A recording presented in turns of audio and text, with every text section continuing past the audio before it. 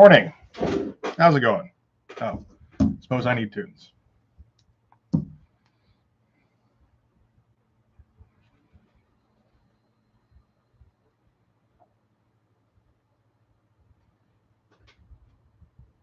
Sorry for the slightly late start. Had a few difficulties with my connection, which may continue, actually, from what I understand, for the next couple of hours. So, oh, come on now. If that's the case, this might have to be a short stream. Hey, John, how you doing, buddy?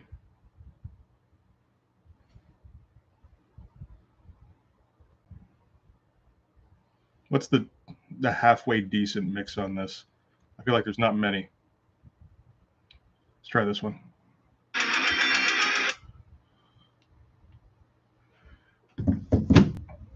All right. Whoa, focus. Come on. What are you doing? Jesus. All right. Don't usually have that problem.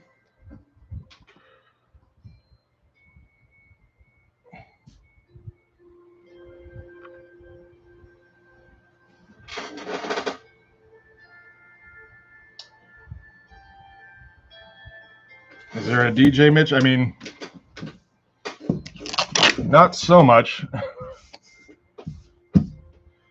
More like whatever won't get me my streams completely blocked. So it's more of a what's the word? Shoot, there's a good word for it. I can't remember. Oh, Quisling Mitch, where I accept what's the best offer I can get from YouTube, as you know. Well, that's the best thing for this show.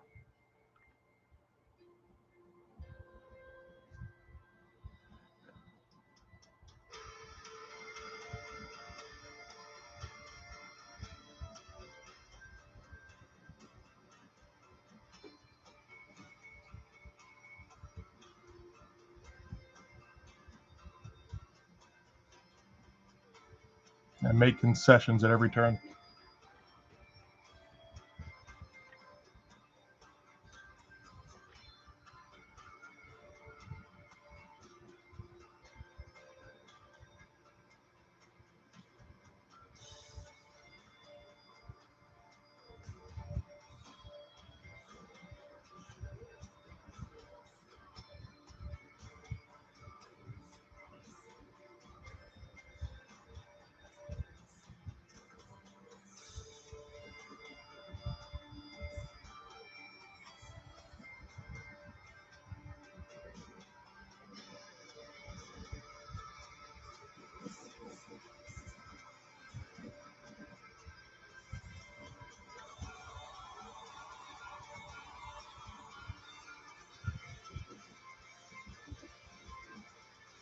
How long is this chin? I feel it's pretty long.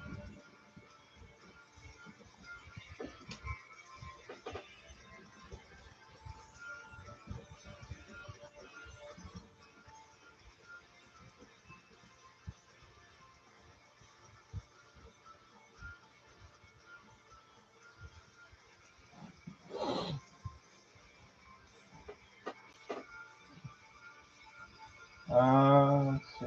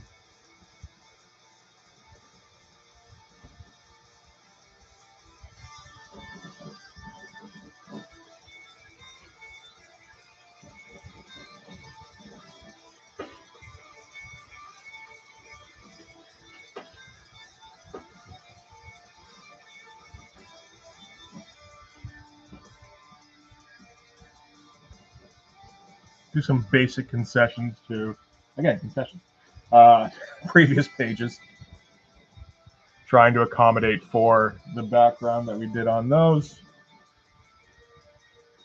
while not exactly worrying too much about the particulars. This is the Blood Force way.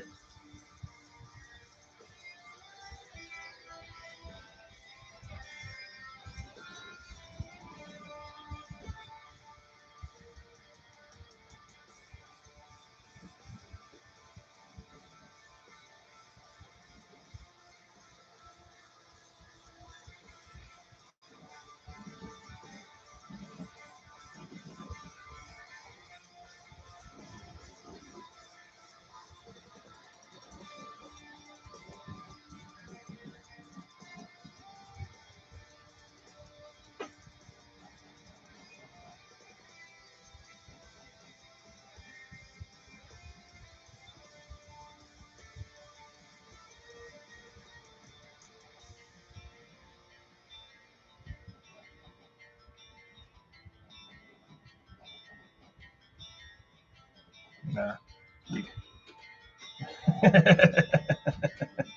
How's it going, buddy? Oh, I can actually hear the actual spelling is R-L-E-H-H, which I now have memorized. It does need more apostrophes, though. You're right.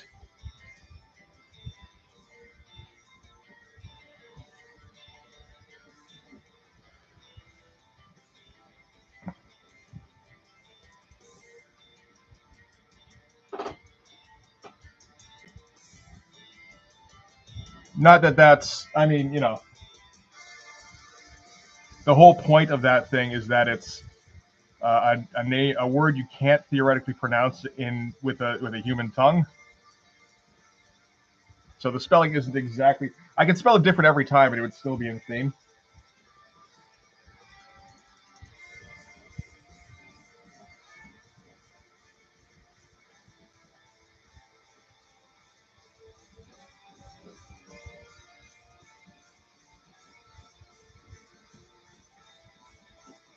Or appropriate, I suppose, is a better word.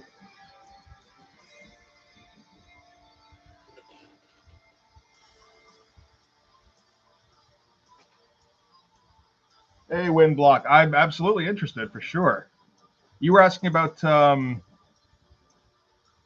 character designs, I think, right?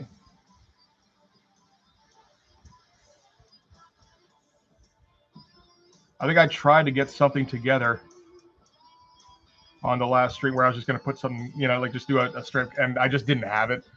I ended up deleting most of that stream, including some of the page I was working on, unfortunately.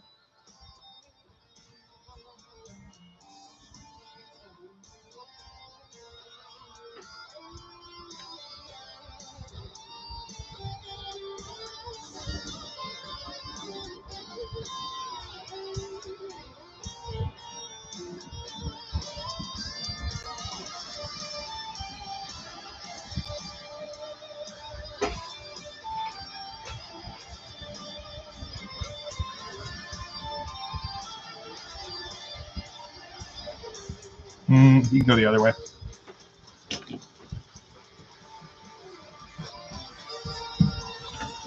So, but like, yeah, if I can get a minute to do some decent character designs, I don't have anything with color is part of the problem. Like, I don't have a method for coloring.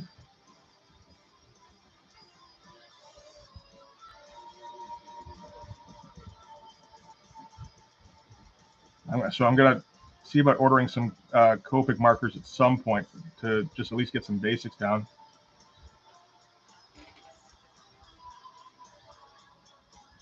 Yeah, that kind of gave me the idea that I should do that. Just do like little short one-shot videos where you know, like I do my usual like speed art thing, only I'm doing it for a single character. I started trying to do it on Wednesday, and I was not in the zone, and the figure ended up looking kind of shitty. And so, like I said, I deleted most of that. I can give it another shot though. It's just, you know, remembering to do it is the thing.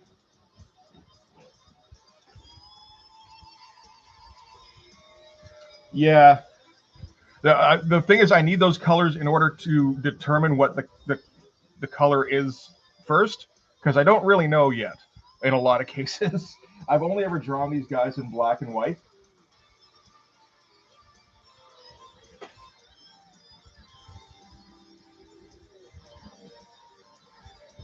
So I'm going to have to mess around a little bit.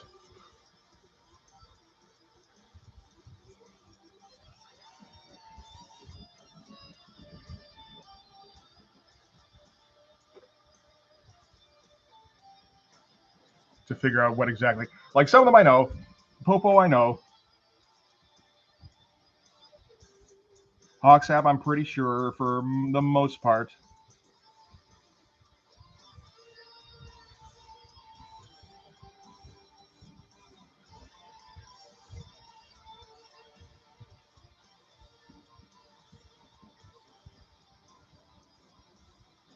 Shock Block I think I've got. Fireburn's going to take a little bit of messing around. And Popo, or not Popo, Hard. I have no idea. I thought I did, and then I've seen variations with him, and it's just like there's no good version of Hard, which might be okay, just for how fucking creepy the character is. But I'm thinking of making him like all purple and maroon. You know,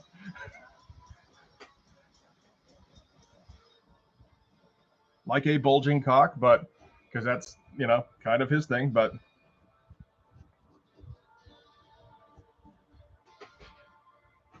and hey, Mark, hey Pat, how you doing?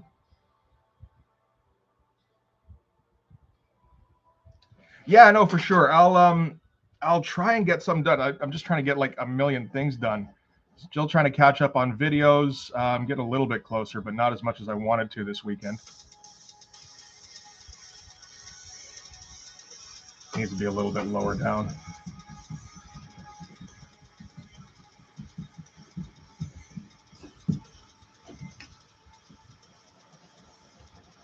Trying to get some lettering done.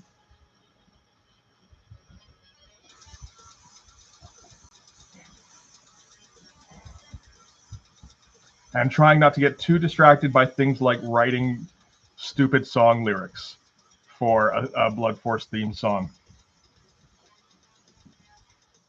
This is better before.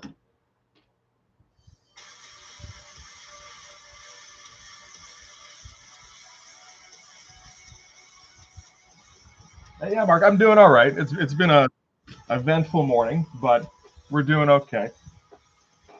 And Pat, yeah, no, you know, so I was just wondering because like it seems like you always draw with ballpoint, which is cool, and it's a neat kind of unique thing. I was wondering if you'd ever try with like pen and ink or brush pen or anything like that, or just, you know, regular brush, not necessarily brush pen.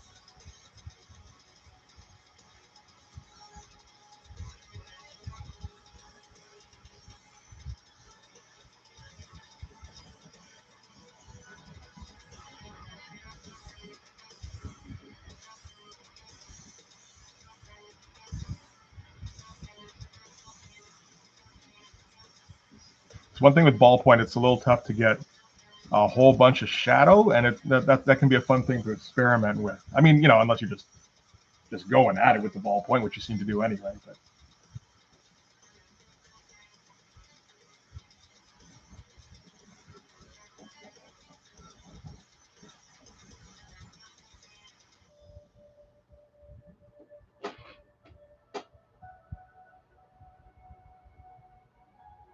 oh, cool. I have to see if I can. I was gonna say I have to see if I can check that out. I think the likelihood is a little slim considering what I just said about not remembering to, you know, like not being able to keep everything in my schedule as it is. I could probably fit like a few minutes at least.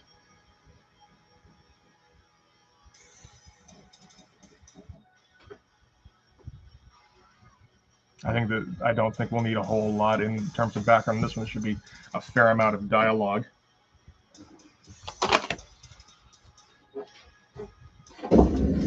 One dumb thing, I managed to misplace my tape. Yeah, brush pen is fun. I use the Tombos, Tombow.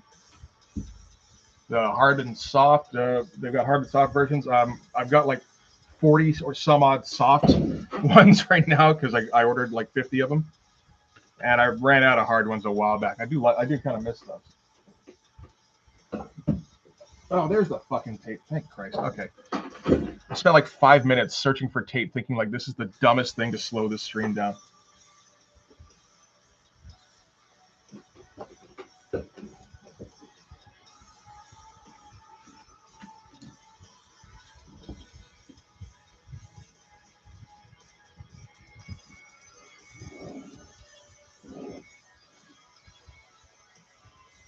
Let's open it up a little bit. We'll just keep the dialogue inside the lines.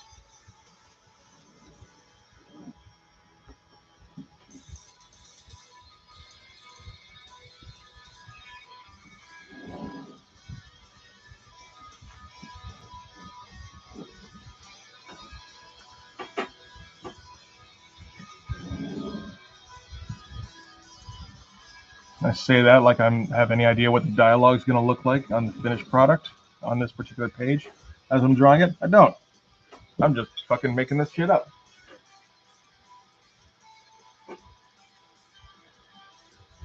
That would be fucking amazing. Like, seriously, I'm not trying to push you off or anything. I'm terrible at remembering anything. I would love to see that.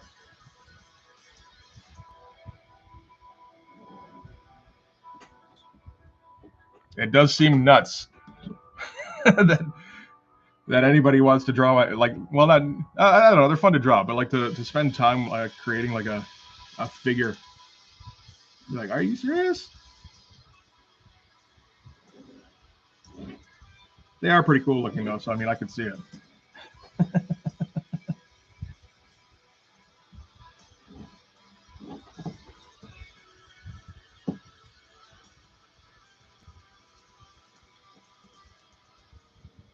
Yeah, get back.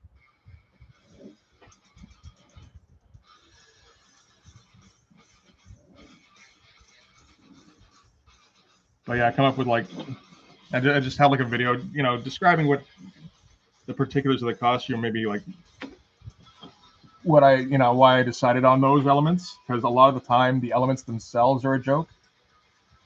That'd be a good idea.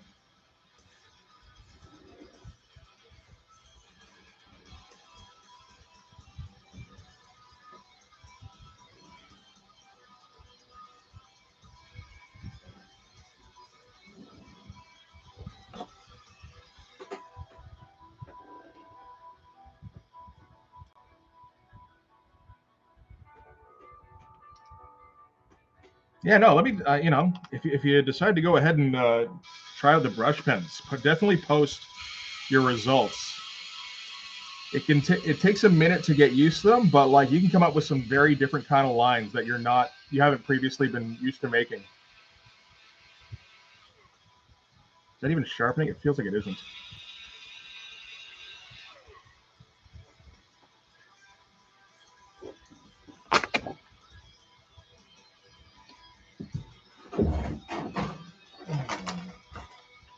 No.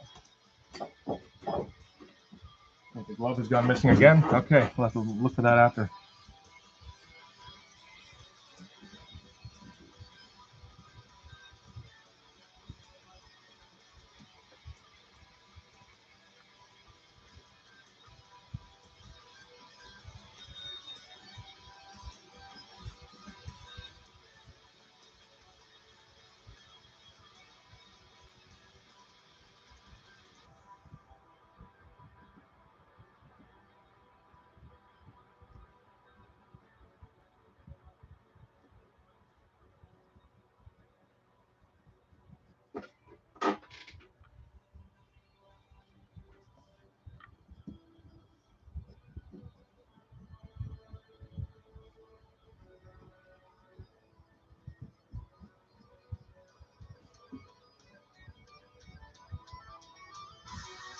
Shoot, how do you make this like a?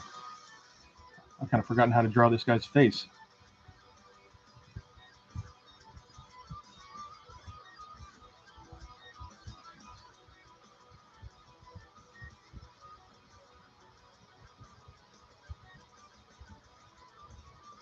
It's been like 2 months not drawing his face, and it doesn't work anymore.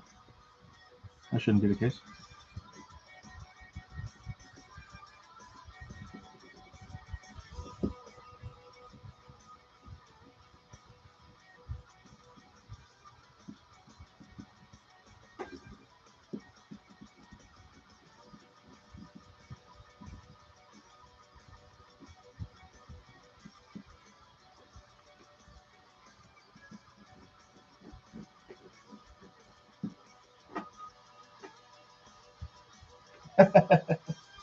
No, I know. Yeah, I can't believe I'm up to book 4 either. It has been 2 years, so there's that. It's a little understandable, but like I generally speaking, I honestly considering my track record, I would have thought I would have given up on this a long time ago.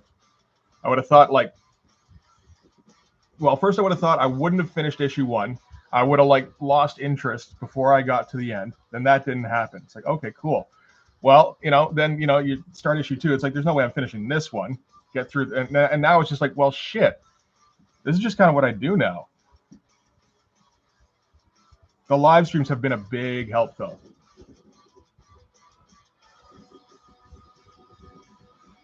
because like to keep me on schedule, keep me drawing every week. Otherwise, I wouldn't. I would have given up by now, I think.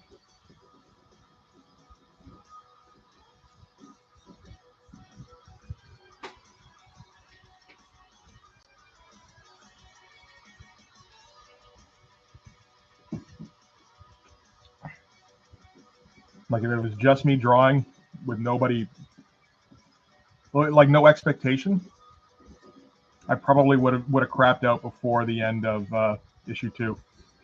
Because there's a couple of tough panels in that. I would have just like put those off and gone, okay, well, I'll come back to those, and then like started on them, noodled on them, maybe gotten them done, but like worn myself out in the meantime to the point where I didn't want to do it again. But having the live streams to keep pushing has made a huge difference, actually.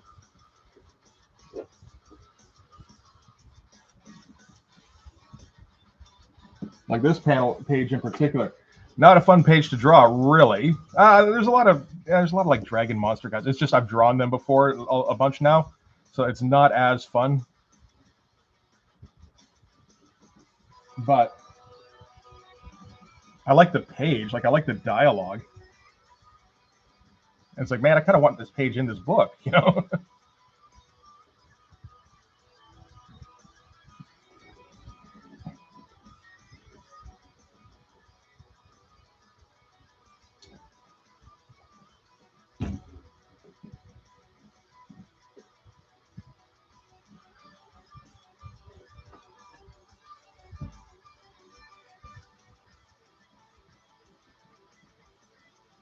Is this the guy with the drooling problem?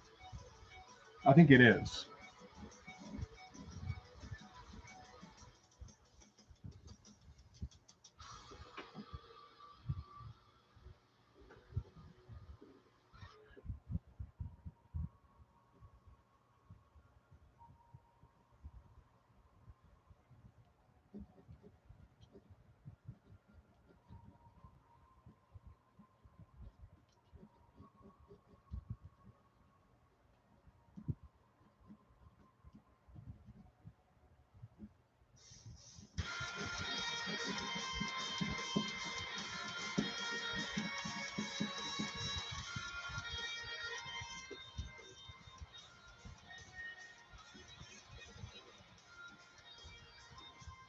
What the fuck is going on here now? Getting a little too sketchy where I can't figure out what the fuck I'm drawing.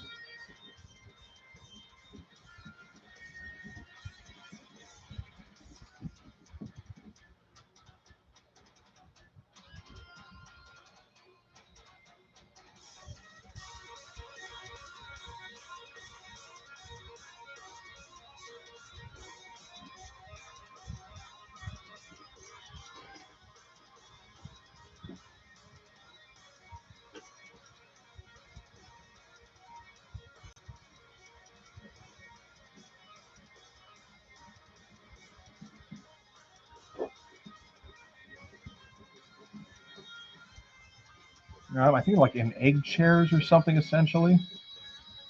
Like a smaller version of the horribly uncomfortable chair from MIB.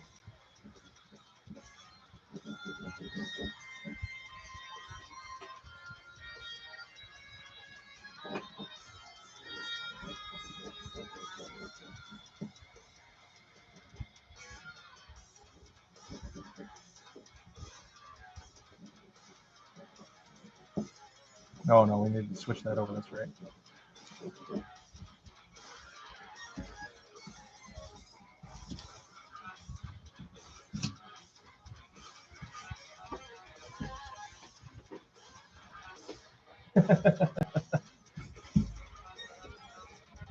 It's more dramatic posturing.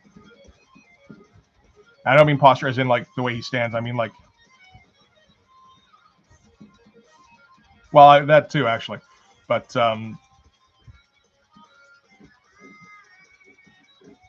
more the.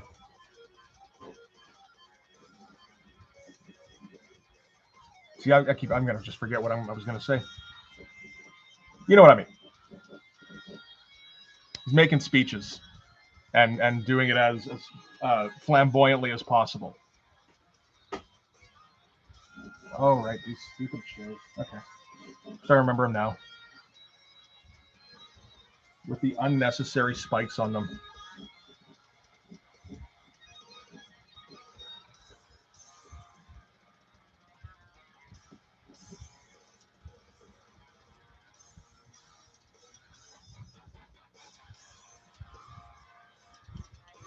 Try the sharpening again. I feel like the sharpener is just garbage.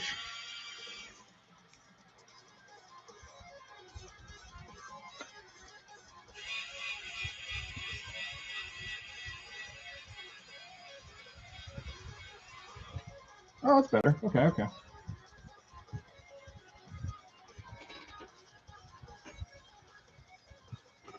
Oh, I mean, oh, geez. You think Youngblood came out before influencers were a thing. Rob would have been all over that shit.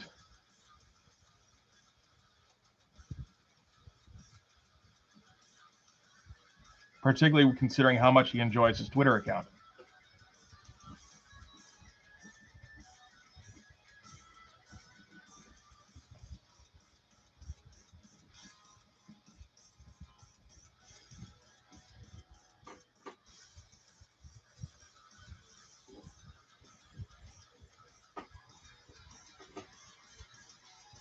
Yeah, well, I've said before, Rob isn't actually too bad at coming up with like a bare bones concept.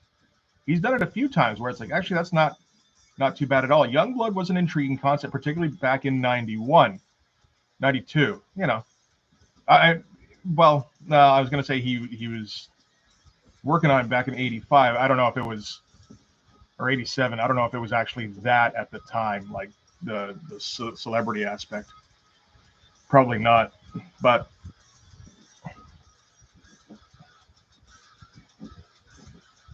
like that was a fresh concept in '92. The idea of superheroes as celebrities. Not so much anymore. Not, yeah. I mean, ever since Ultimates kind of did it a bit more properly.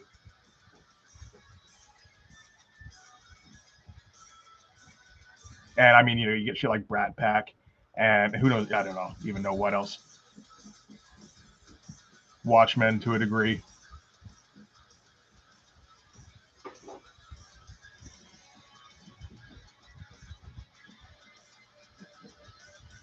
Love this guy's Styracosaurus head.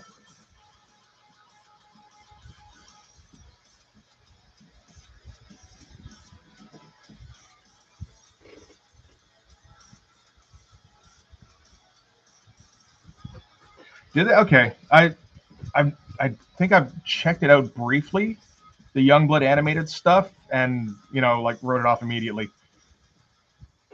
I think that was going to happen either way, really, with Rob. But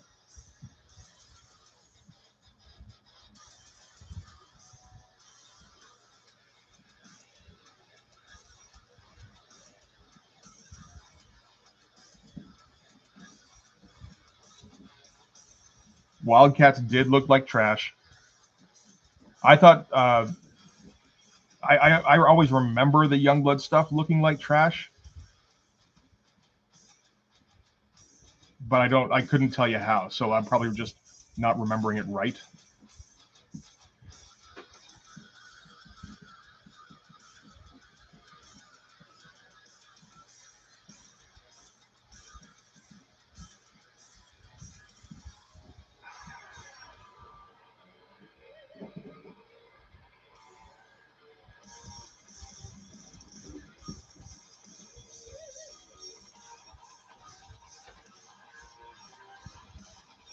Yeah, well, I've seen like snippets of Spawn since. Like I can't get into it. It's just it's like the comic. It's trying way too hard to be edgelordy.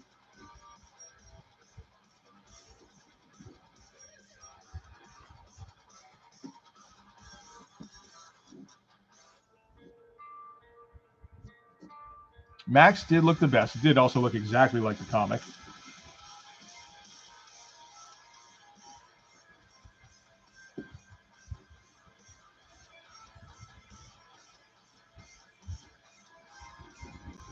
Which is fine. It's just when I see that, it's like, okay, what was the point of making a cartoon then, though?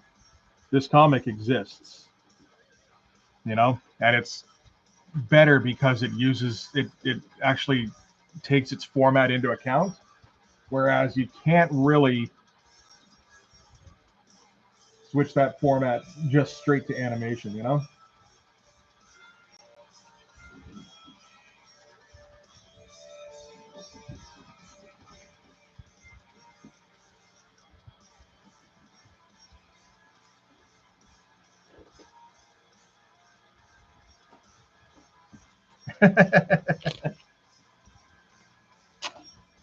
Yeah, and I mean, yeah, it's true. It is successful. I don't know. I think that's just personal taste in my case.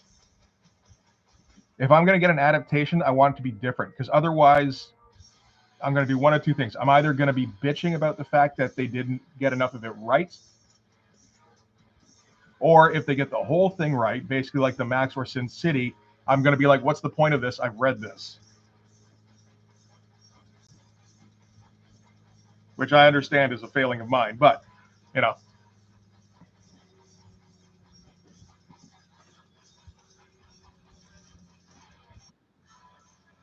the the best adaptation I've seen is Annihilation, the Natalie Portman sci-fi thing, because I read the book for that. I think it's Alex Garland that works on that. I can't remember now. And the book is like kind of Lovecrafty. Has a lot of similarities with the movie, but the thing that the writer did, again, I think it's Alex Garland, was he read the book, and then a year later, he wrote the script about what he remembered. So a lot of the adaptation actually ended up being more about the feel. Like there's some scenes that are pretty similar to stuff that happens in the book, but what you get is like an almost completely original work that still retains a lot of elements from the original, and I really liked how that was.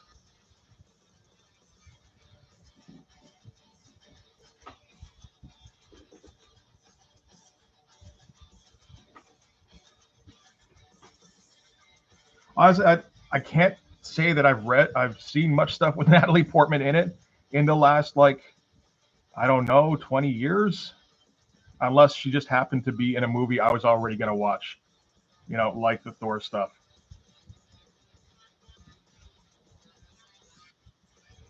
She's fine. She's not, she's got her particular way she does her acting.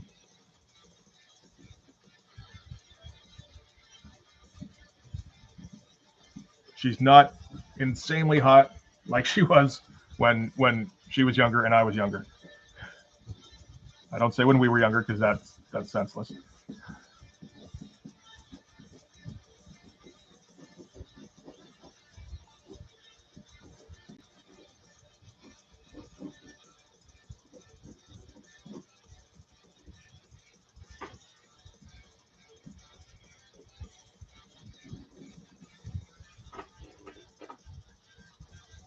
Yeah, but I mean, like, Oscar doesn't mean shit, in my opinion, and I think in a lot of people's opinion.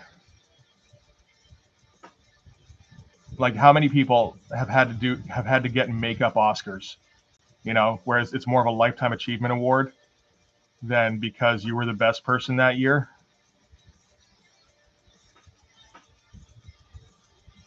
You got DiCaprio with The Revenant. You got Pacino with Scent of a Woman. Pacino should have won it like 3 times before that.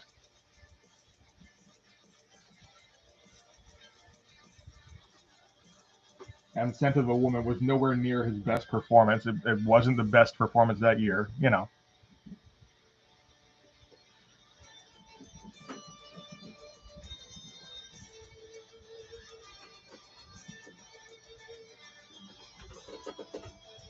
It's a good movie for sure, but I mean, you can't say that's better than him in like Godfather 2, right? I mean, there is the question of what else came out the year Godfather 2 came out, but I can't. I have difficulty in picturing it being better than whoever won Best Actor being better than Al Pacino in Godfather 2.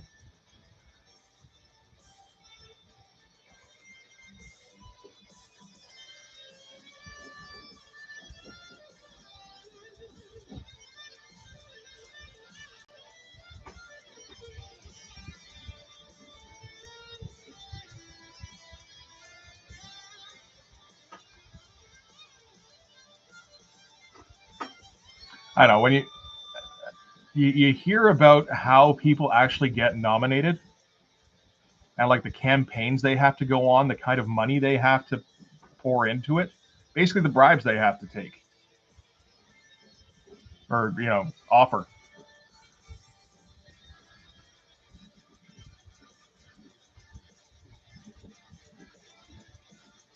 It's like there's no impartiality to that, which I mean, it's an opinion. Obviously, that's not going to be the case, but they're not even trying to like do the best job. They're actually discern who's the best.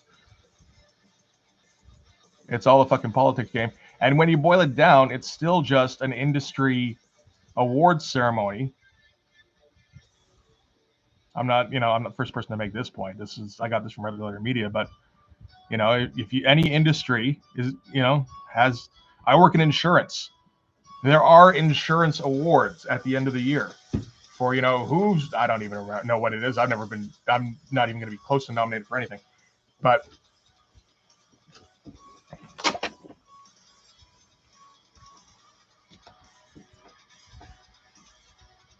I don't know that they do.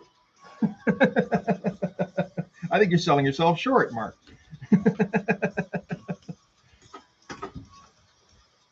Particularly when you consider who's probably on the Academy selection committee these days.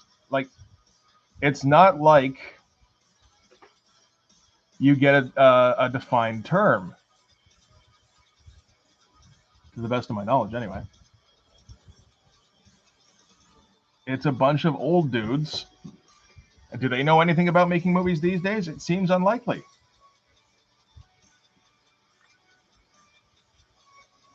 I mean, I know they probably allow new members all the time, but I mean, you can't tell me like the dudes who have been there for decades don't have more sway.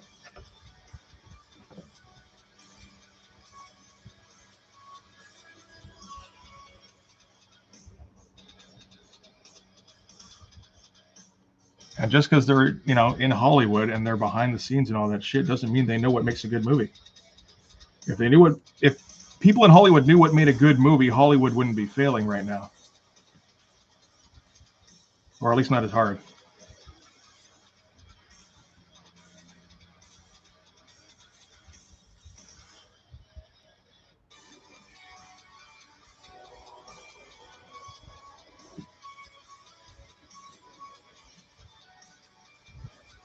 It feels like nobody knows what makes a good movie. Although, well, very few people, and not the people with any kind of say in the matter, because everything's got to go through producers and a whole vetting process. And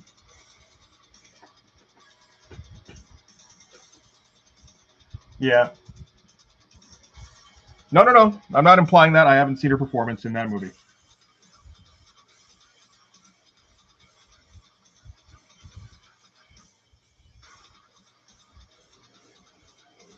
I will say I have never seen an Oscar-worthy performance from Natalie Portman before, but that does not preclude her from having delivered one in Black Swan.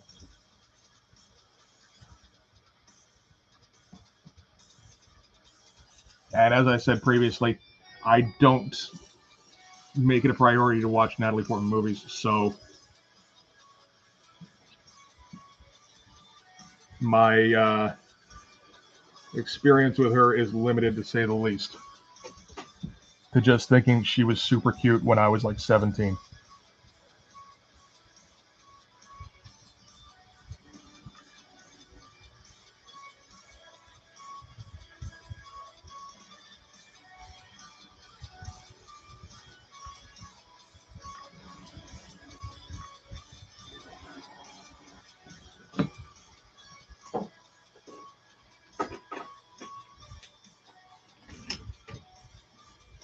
Hey, Brian, how you doing, buddy?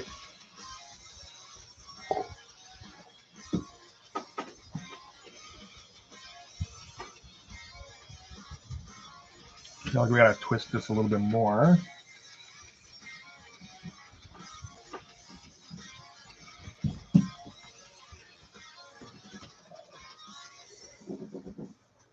Because he's leaning here, right? Yeah.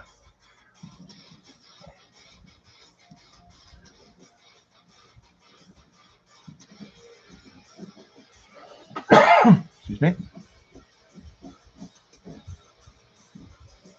Yeah, that looks better. And he's going to be lit from in front. Oh, man, these guys shouldn't be lit from in front. Oh, well. I agree she was extremely good in that for, well, particularly for her age, which is like, what, 12 or 13?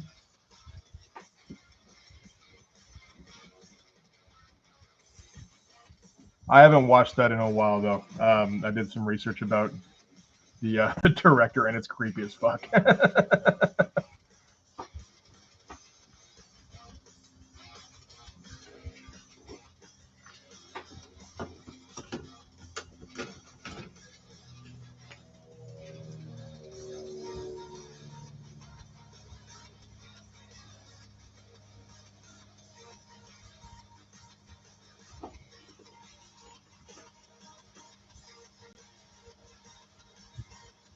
Oh. I'm not familiar. I mean, obviously, Citizen Kane probably should have won everything the year it came out, but there's a question. How was Orson Welles viewed by the Academy members at that time? Did they like him? Was he a pain in their ass? Did they think he was a little bit too big for his britches? Like,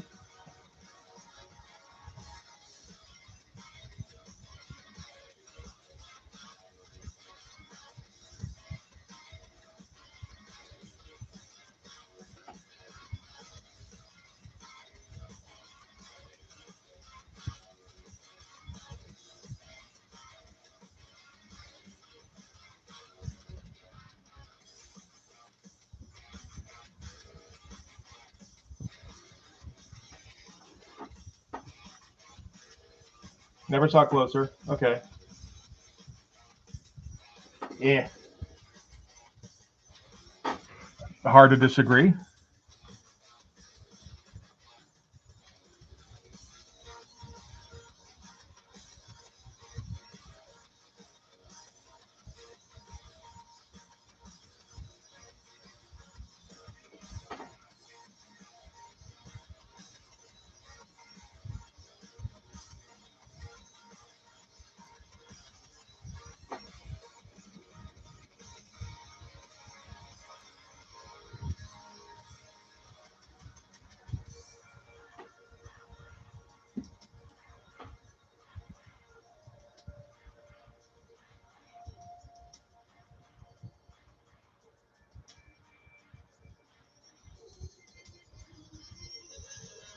do these fucking brows work?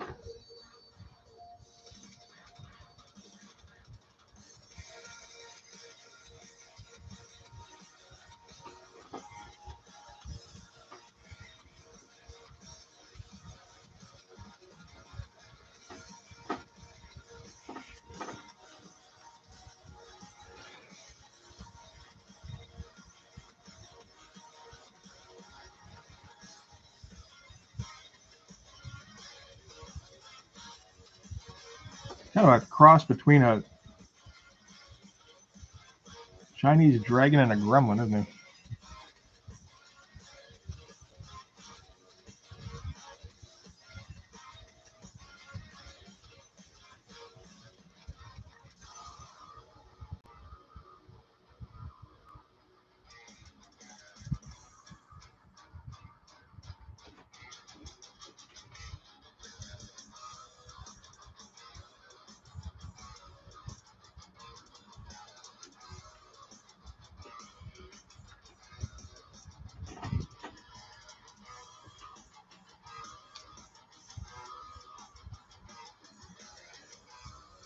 Return of the King? Really? Maybe in terms of, like, what do you say, box office?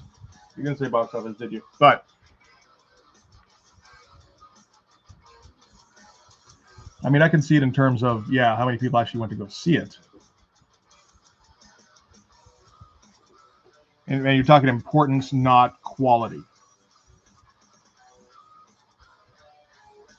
Because Return of the King is fine, but it's not a great movie, in my opinion.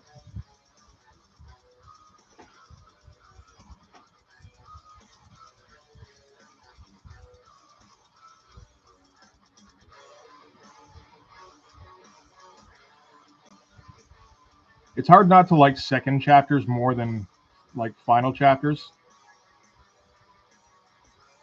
Second chapters tends to be where a lot of the development happens, and a lot of the and you know, you get heroes at their lowest, where you get extra drama, special sauce, you know.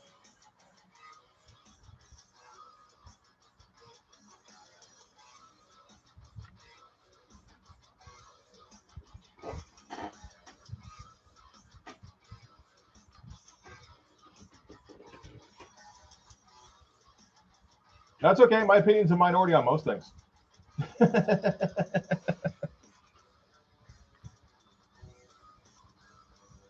By no means feel like anything I have to say is important ever.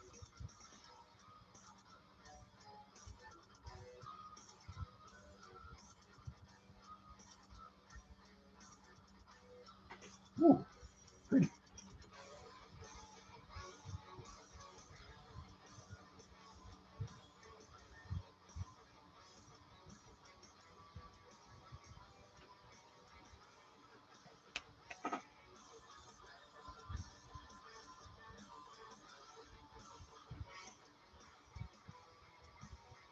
And Return of the King was trope after trope after trope.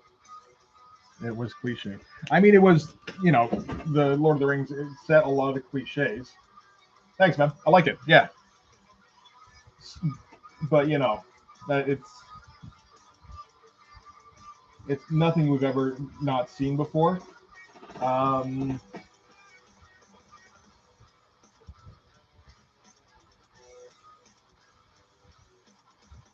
When did that come out?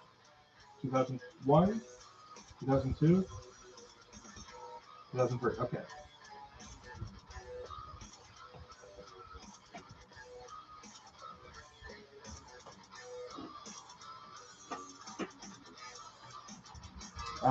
Let's see.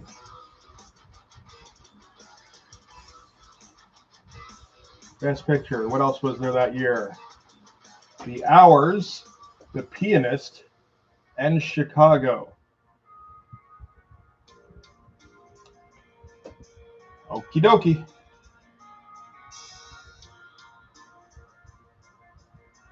No, I get it. The books, yeah. Like I said, the books set a lot of the cliches. But it's one of the problems with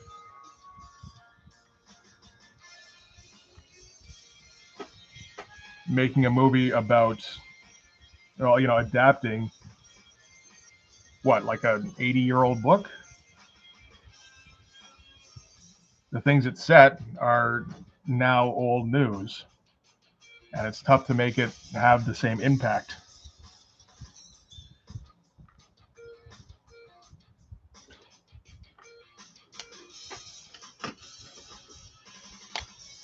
Am I breaking out this pen? I guess I am.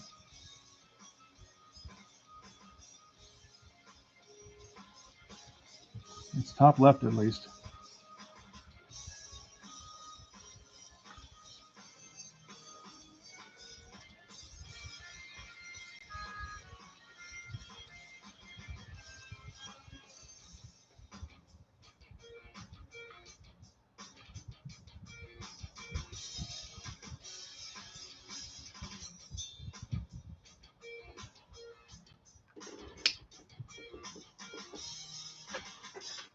Yeah, I can see it. There's like elements of Trap Jaw. Or the whatever the snake guys were, there's a bit of that. Can't remember their name. I thought they were the coolest fucking thing, though.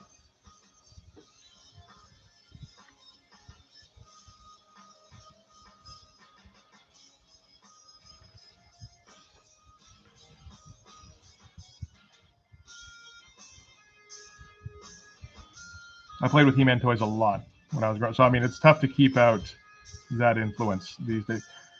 Most of the builds on my guys are very similar to the He-Man figures, actually, which is funny because it's not intentional. Yeah. Is that what they were called, the Snake Men? I thought they would have come up with something better than that. All right.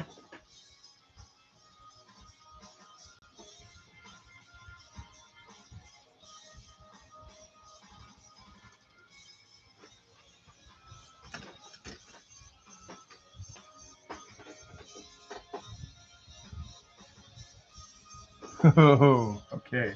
Be careful.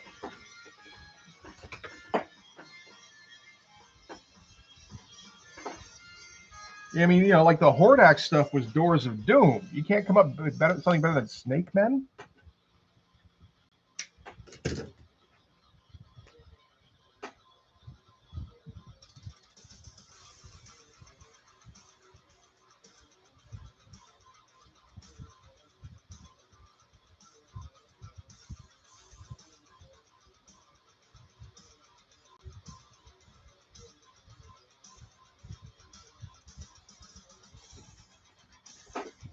And I won't disagree that the Lord of the Rings movies had cultural significance. They were incredibly massive.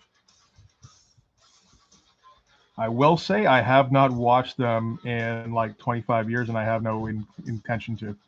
Not 25, because it was 2003. Okay, so like 15, 17 years, whatever. And last time I did was at somebody else's, you know, like because my kids wanted to see it.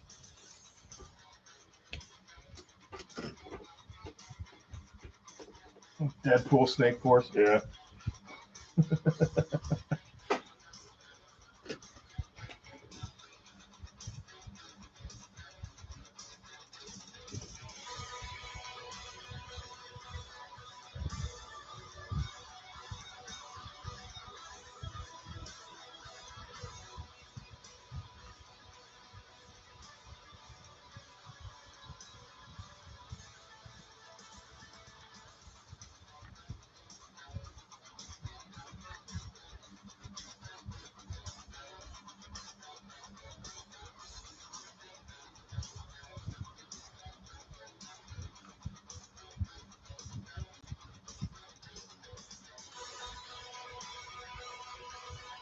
I feel like everything's getting smudged in here. I don't know.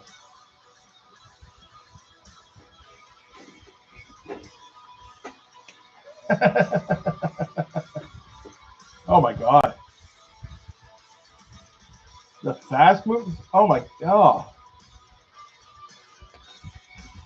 I'm trying to think if I've seen a Fast and Furious movie. I don't think I have. The first one didn't interest me, and then it's like, well, why would I watch fucking Tokyo Drift?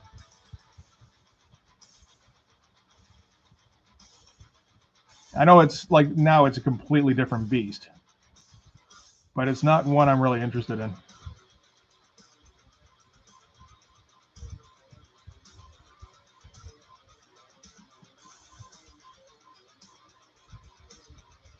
I'd rather just like rewatch Dread again.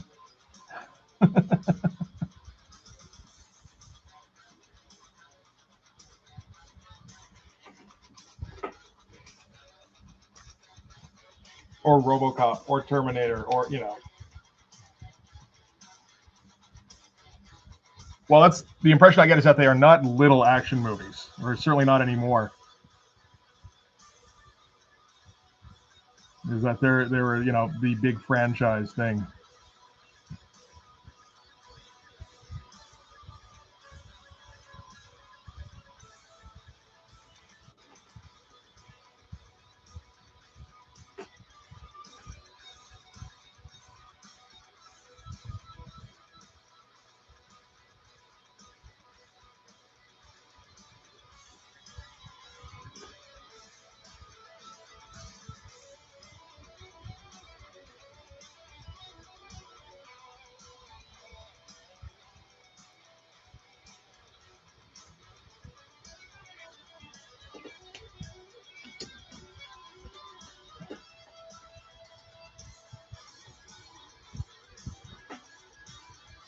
Oh, was that what the deal was?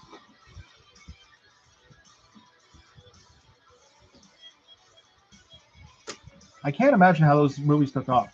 That always confused me.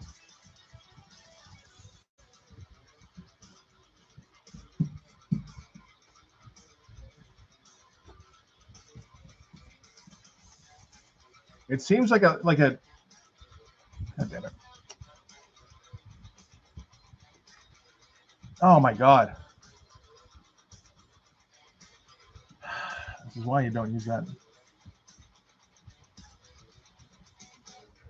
Not until after the rest of the panel is done. Okay. More whiteout necessary. Jesus Christ. That was like 10 minutes ago. I suppose. Yeah. No, that's fair.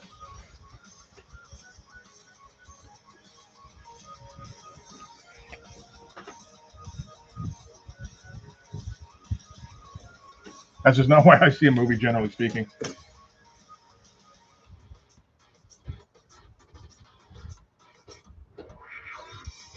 Yep, no, it's a good one. I was thinking it must be Drive By Now. I was incorrect. I'll have to fix that up.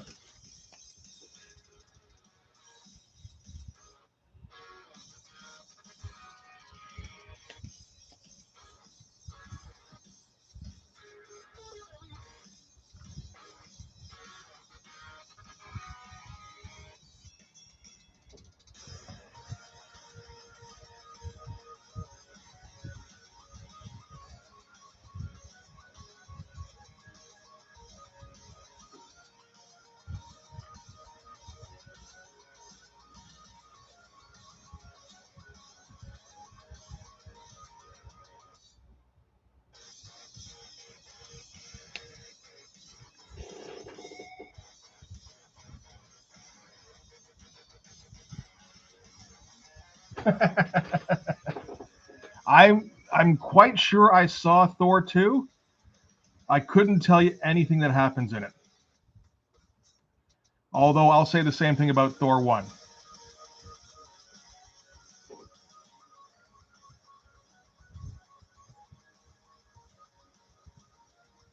Which I also saw when I saw the first Avengers movie. The first time you see Hawkeye, I'm like, wait, so they're just going to introduce Hawkeye without putting him in another movie first? You know?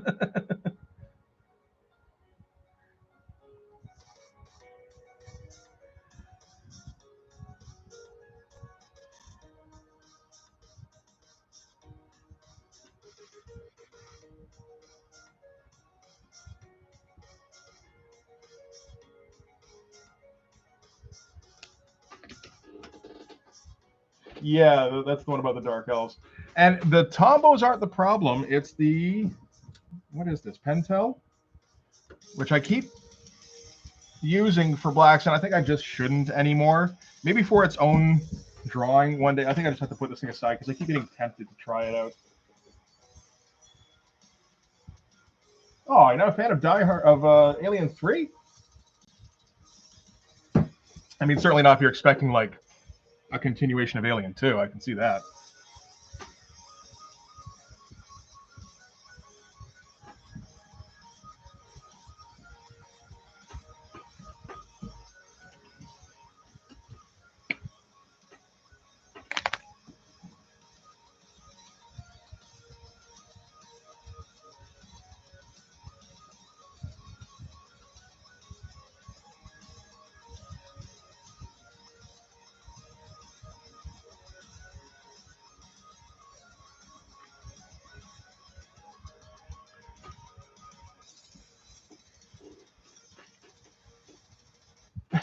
It's not about that.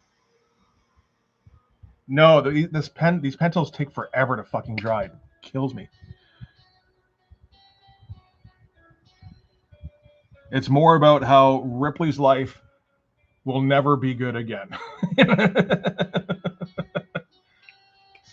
And she can try and, like buck against it. Doesn't matter. She's fated to be miserable and to have everyone die around her. Yeah, I don't know why they had to be rapists, but, they're just worst of the worst kind of thing. But if you've ever seen I can't remember what it's called. It's not the director's cut.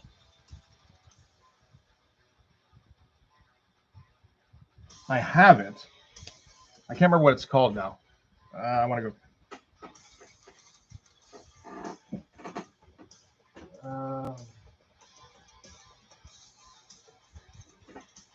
The assembly cut.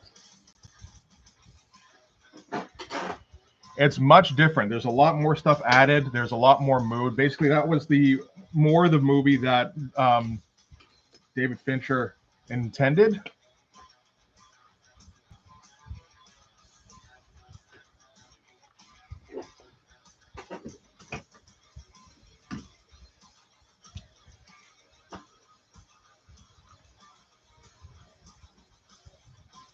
And it's a much more interesting film.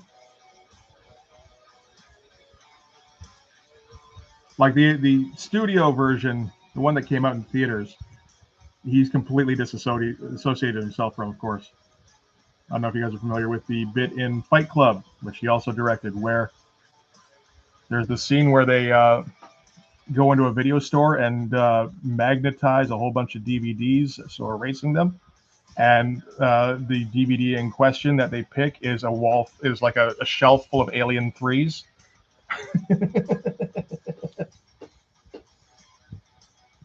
Yeah. Well, he was he was still pretty inexperienced at that point. Well, not inexperienced, but like he hadn't been working in the business that long, I guess. At least, certainly not comparatively, anyway.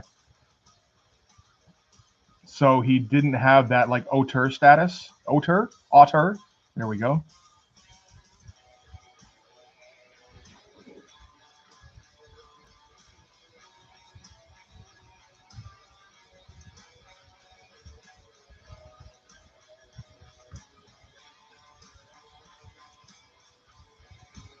And yeah, he was furious about it. I think the next time he worked on a movie, he was sure he made sure that he had like final cut and all that.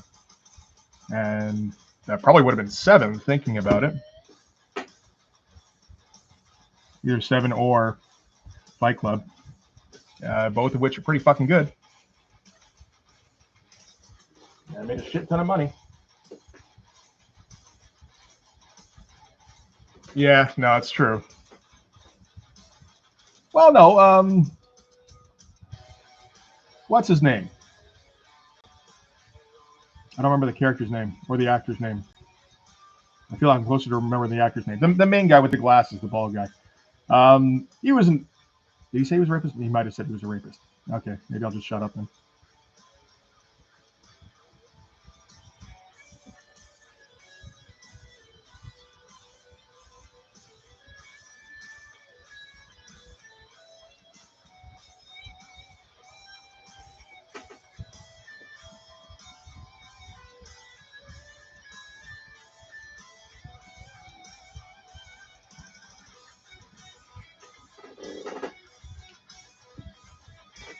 Panic Room's a movie I always kind of wanted to see and then never got around to.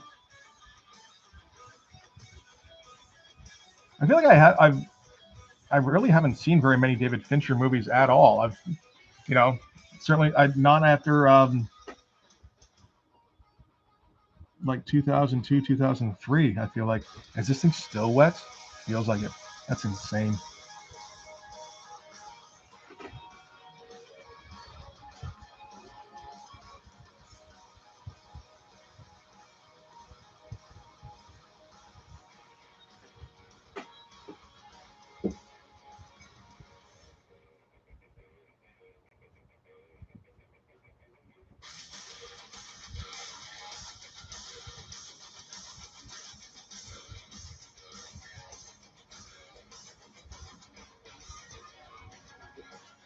I'd have to check and see what he did after that.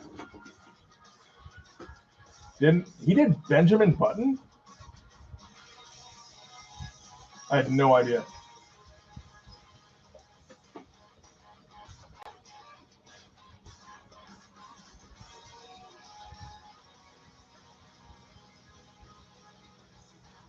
Okay, what's he done? Filmography. I did see the game. Game was okay.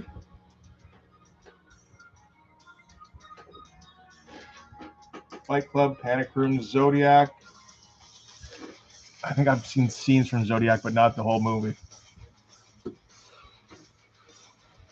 Didn't watch Benjamin Button. Didn't watch Social Network. Didn't watch Dragon Tattoo. Gone Girl. Okay, so no, I've seen like 4 or 5 of his movies. 4 of his movies. The first 4.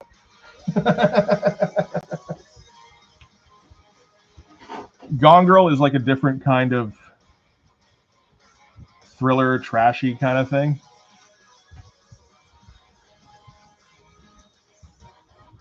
From what I understand. Dude winds up with a super toxic girl who like makes it look like he killed her or something, gets it out to the tabloids, makes him like a media spectacle.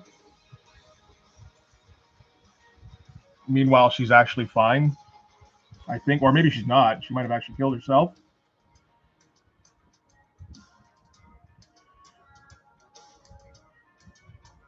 It's one that I'm not. It sounds like kind of interesting, and I think it's well made, but not what I'm really seeking out. You know.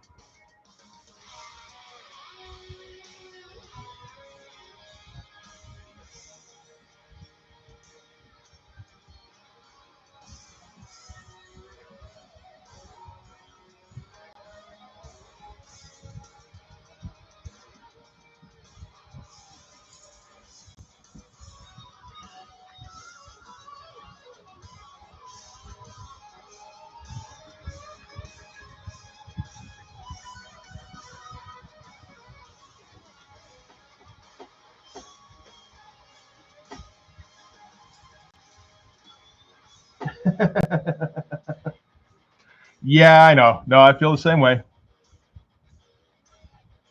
I'm okay with my jealousy. I feel like it's deserved at least as much as their fortunes.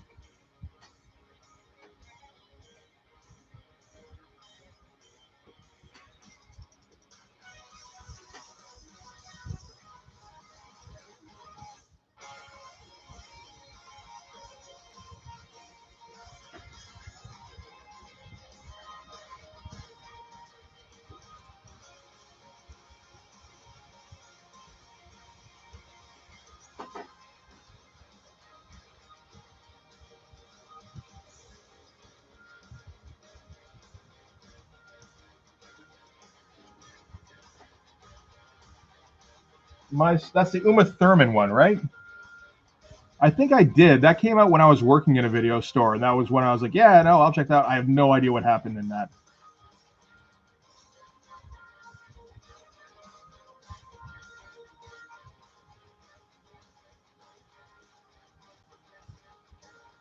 Like, it seems self-explanatory, kind of what probably happened, but I can't remember it at all. I can't remember a single thing, not even the trailers.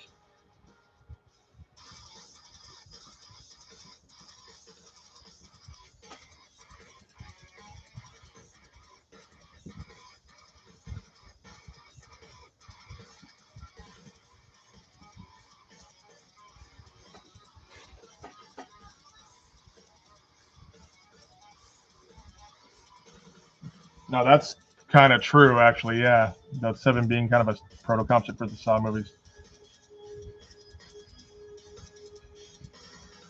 Never considered the link before. Still a great movie. Bleak as fucking hell, but you know, a lot of great movies are.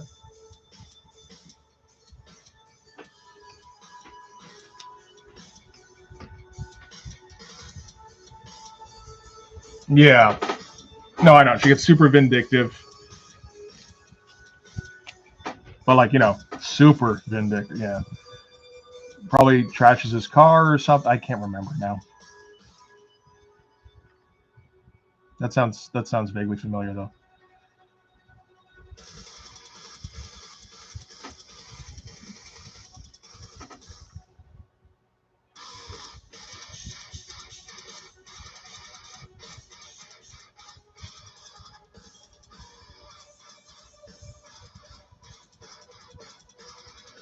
Who's in that? Is that Bill Pullman?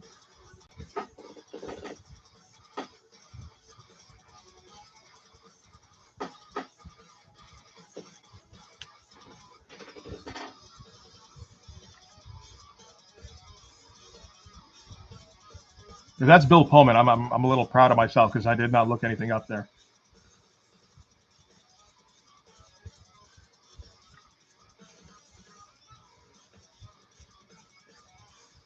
And it's not like he's one of those names on the tip of your tongue anymore, if he ever was.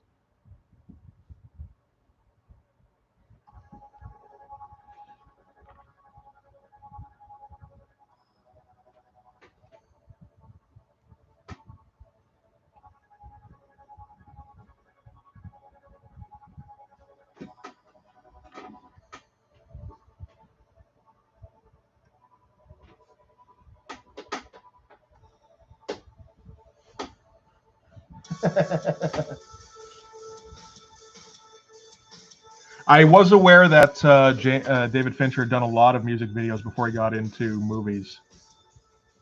I think he did a few things for Trent Reznor, I want to say.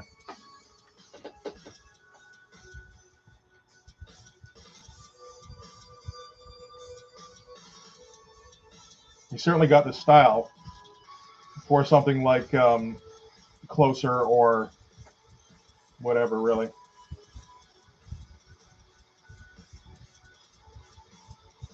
And Vogue. Okay, yeah, no, that's right up there with with Closer.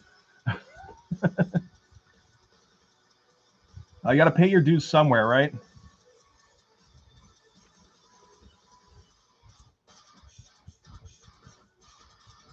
Meanwhile, no one knew that Janie's Got a Gun had a music video.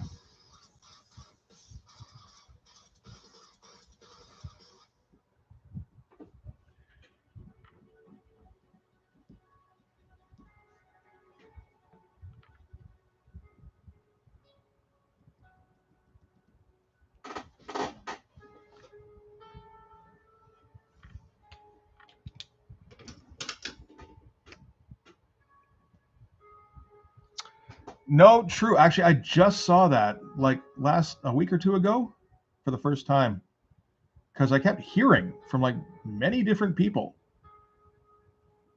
that it was actually quite good. I think one of the problems is that the first people I heard it was good from was Rob Liefeld, and I was like, yeah, of course you'd say that.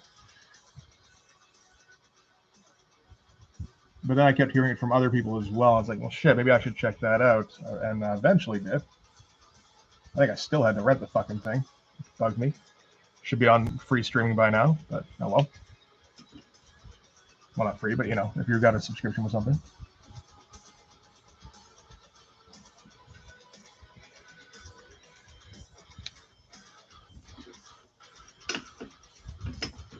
But yeah, no, that was pretty good, and not that what I expected. In that it was what I should have expected. It was, you know, another Top Gun movie. Not exactly beat for beat. Well, maybe it was exactly beat for beat, but it wasn't like a remake.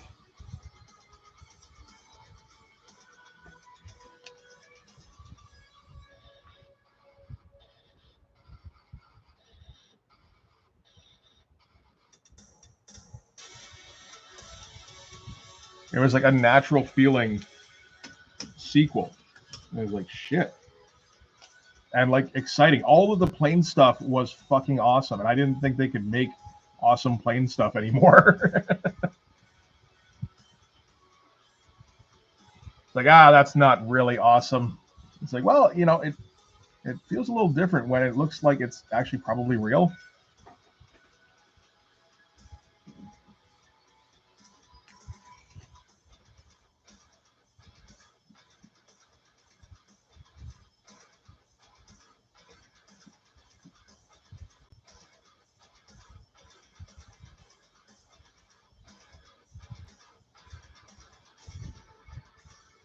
That's the thing. I don't know for sure if there's a lot of practical effects in that movie, but it certainly felt like there were. And knowing Tom Cruise, it seems more likely than in most other movies.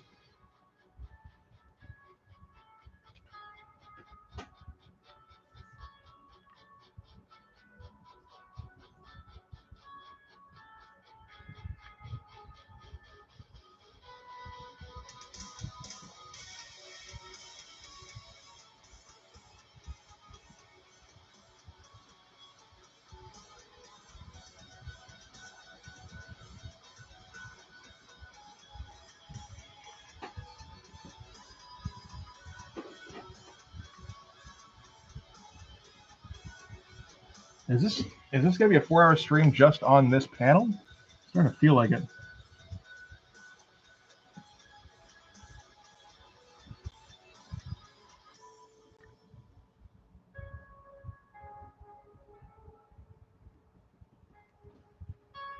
Every page now is gonna take like 4 weeks to finish.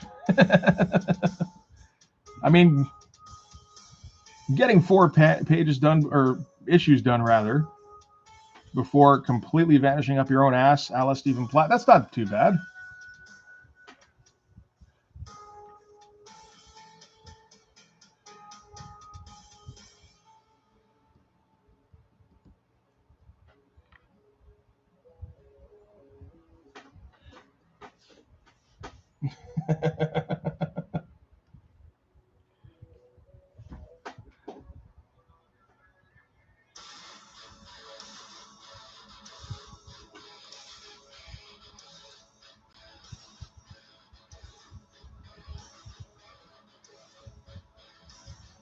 The only problem with doing that, of course, is that Stephen Platt at least considered himself an artist, I'm quite sure.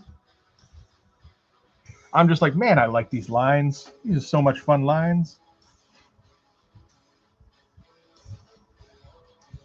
You know, make this drawing better, more lines.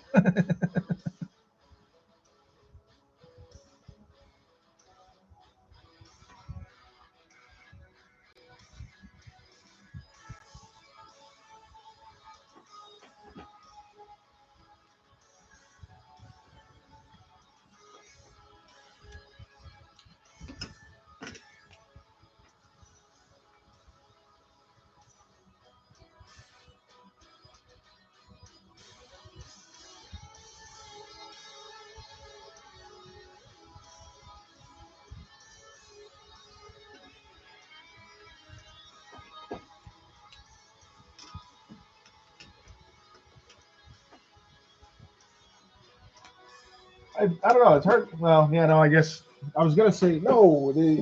That guy Petty, he's the one who won it, except he wasn't a hit. So it's like, no, he just drew like 2 comics that were awesome, and nobody ever heard of it. He's more like I'm like a petty hipster. It was indeed pitiful.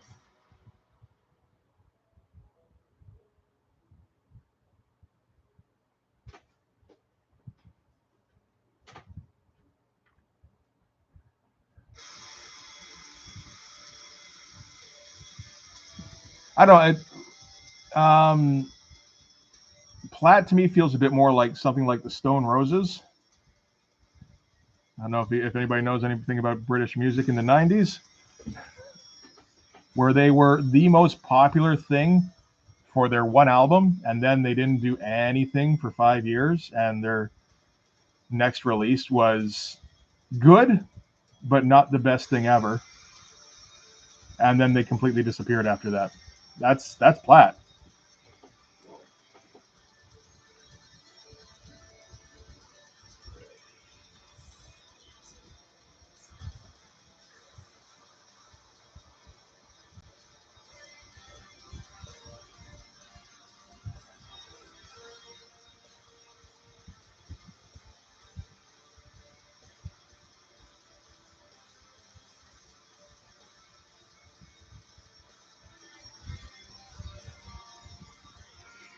No, it's all right.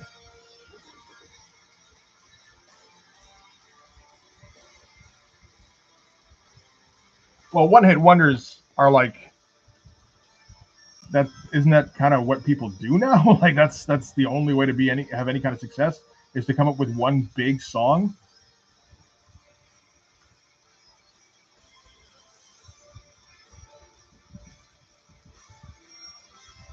That's what it seems like anyway. I don't pay a lot of attention to what music's doing these days, so I could be completely wrong about that.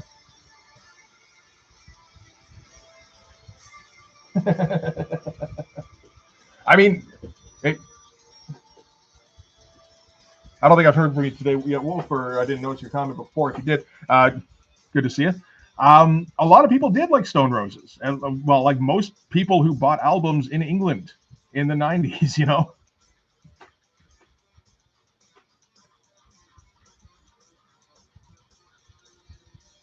That's like a lot of people liked Stephen Platt.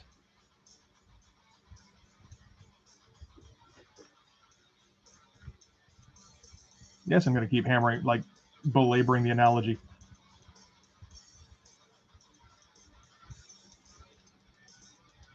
But like the Stone Roses were the biggest thing, and then they just took too long to come out with a follow up.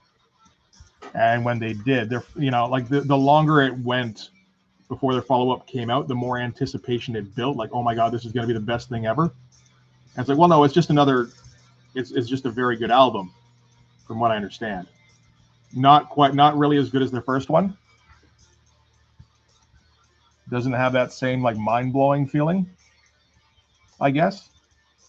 I'll be honest, I couldn't tell you a Stone Roses song other than I think their biggest one was Love Spreads, but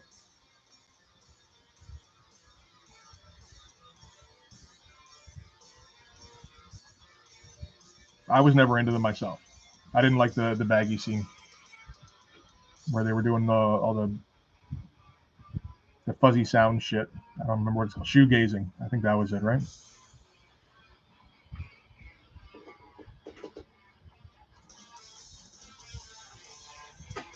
Correct. Yes. I'm actually in the middle of filming yet another Platt book today because we seem to be on a Platt kick these days. Between Extreme Prejudice and Soul Saga, and now I had the Prophet number 2 or Prophet Volume 2 number 1 scheduled. So I'm in the middle of filming that, and it's like the best thing he's ever done by a mile. He's still retaining all the intensity from the original Prophet run, but he's solidified his figures a bit.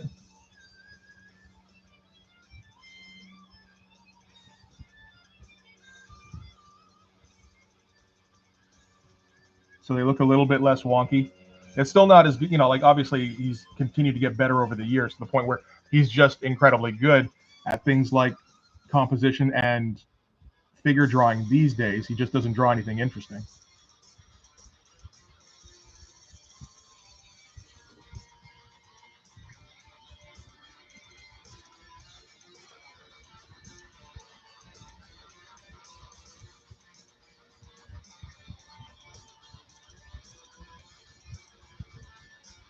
There's that shot of someone posted that shot of Spider-Man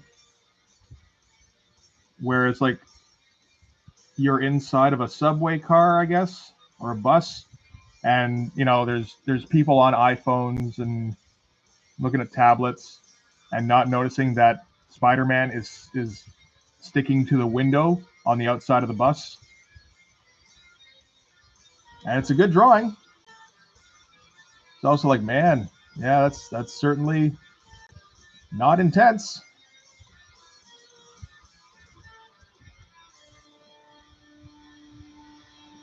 You can say it didn't have to be intense every time. It's like, well, with Platt, it kind of did.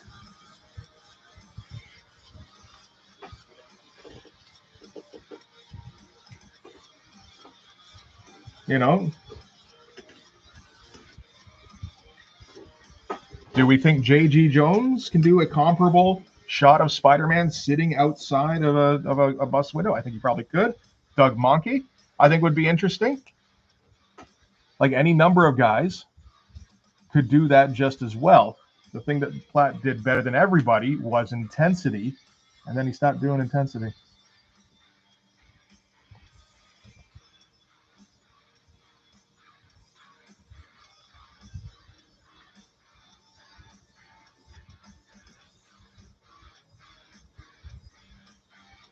Looks more like a growth.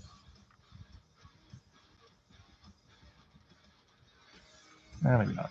Yeah.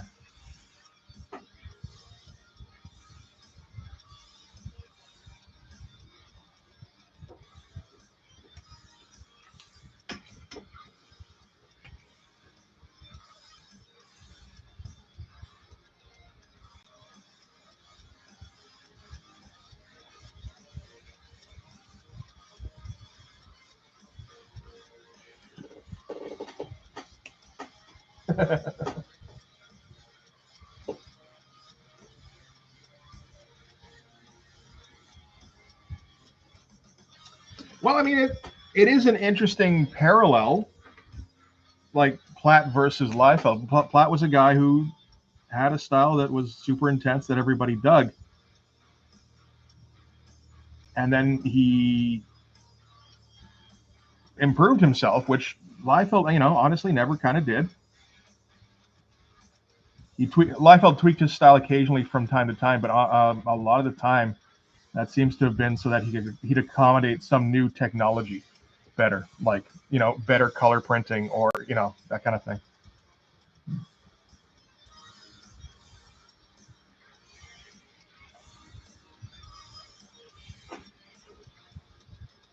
And yeah, so like Platt feels a bit like, what if Rob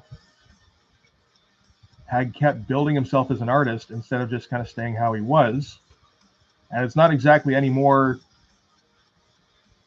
it's not, it doesn't make for any more interesting comics. So it's like, okay, well maybe it didn't even matter.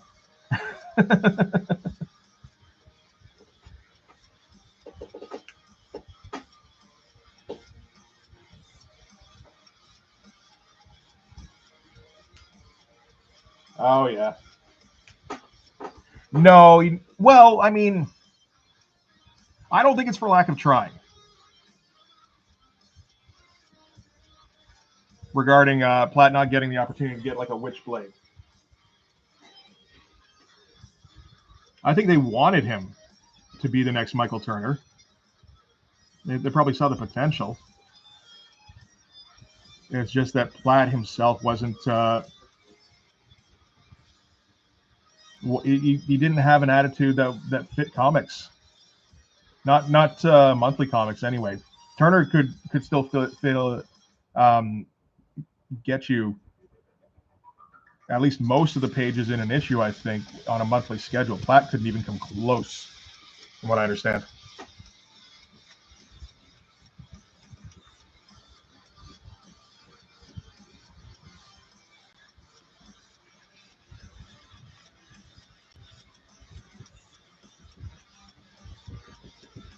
Just more noodling, more detail. I say as I put way too much detail on this fucking cleric head.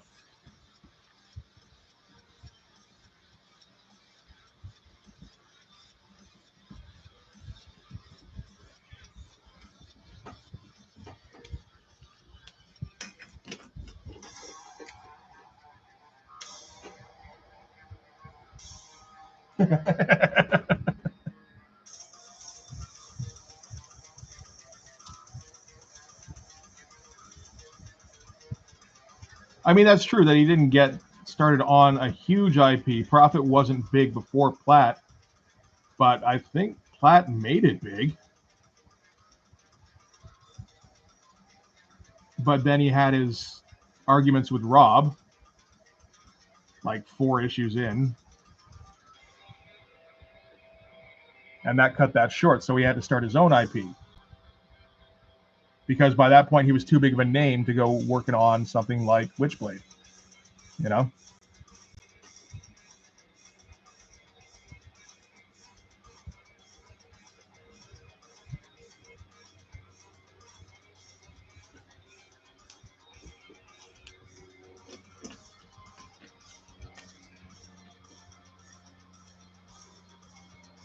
Again, I think a lot of it comes down to attitude with Platt.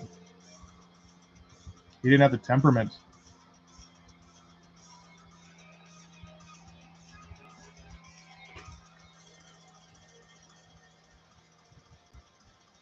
I mean, even other guys who think they're God's gift to comics can still get out comics from time to time, and it feels like he couldn't even do that.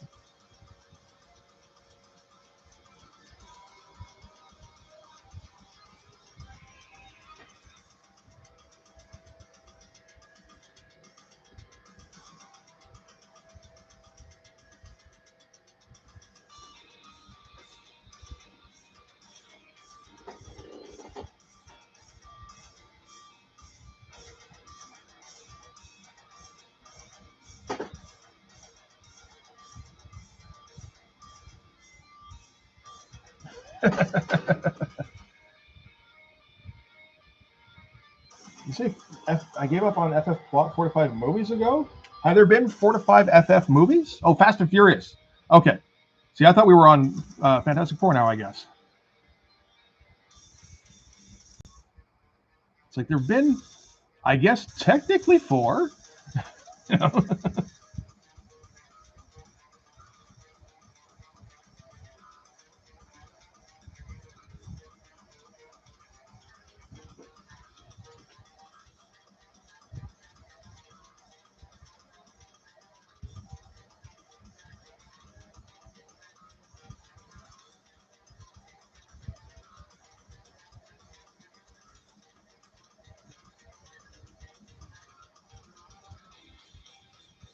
You know, sometimes in the middle of panels like this, I think to myself, there's no way this book will ever be cover or color.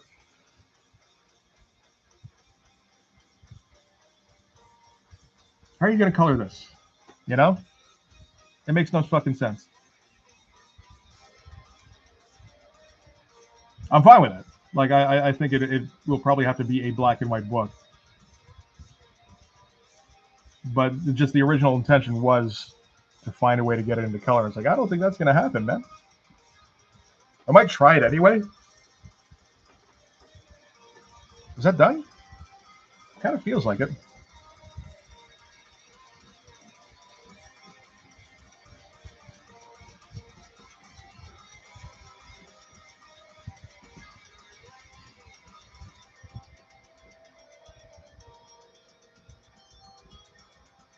Maybe the head part anyway. Still need to taper these off a little bit.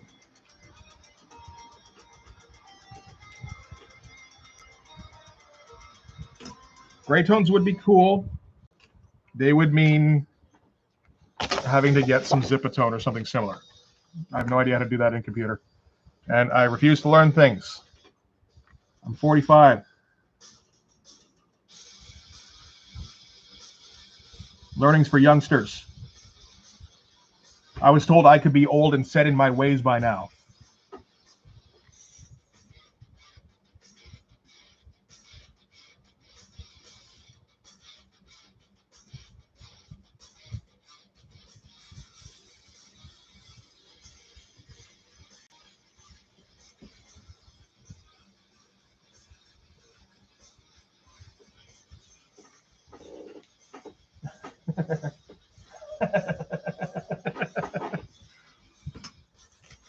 That's the thing. When I was a kid, old people were old and set in their ways, and it was accepted. These days, now it makes you. I mean, we're past the boomer thing, but you're expected to keep up with whatever the current attitudes are, and I'm not having that shit.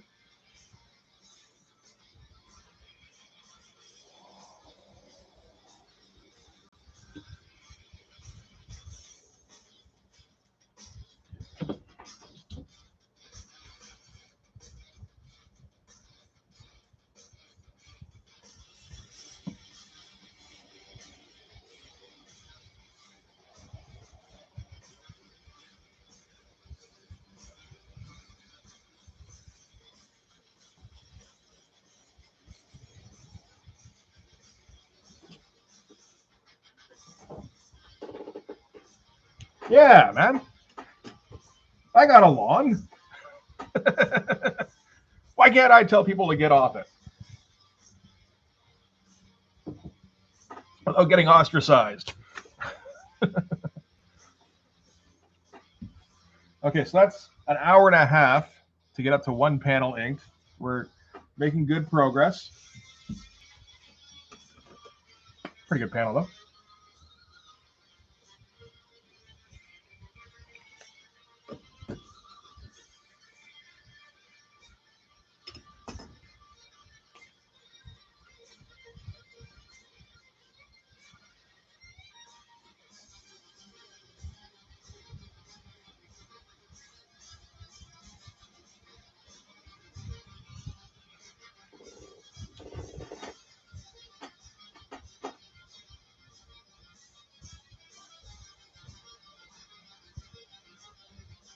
Oh, okay. I think I've played Fortnite like 2 or 3 times when I was trying to bond with my son. And then she went, nope, not this, thank you.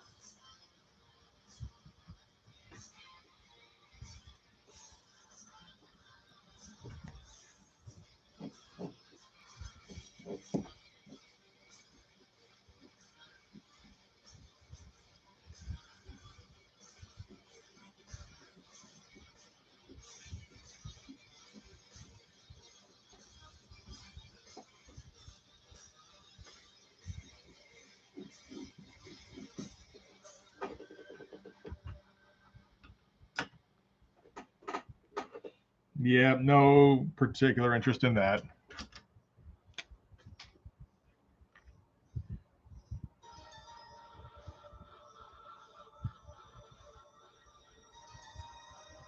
I do understand, though, that it would be a good idea to, like, I think you can basically make deals with the Fortnite guys to get your characters into their game, even if it's not necessarily particularly well known.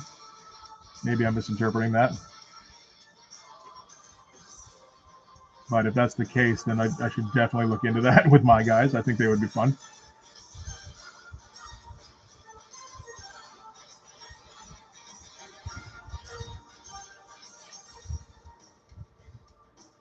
Maybe I was just a daydream I had.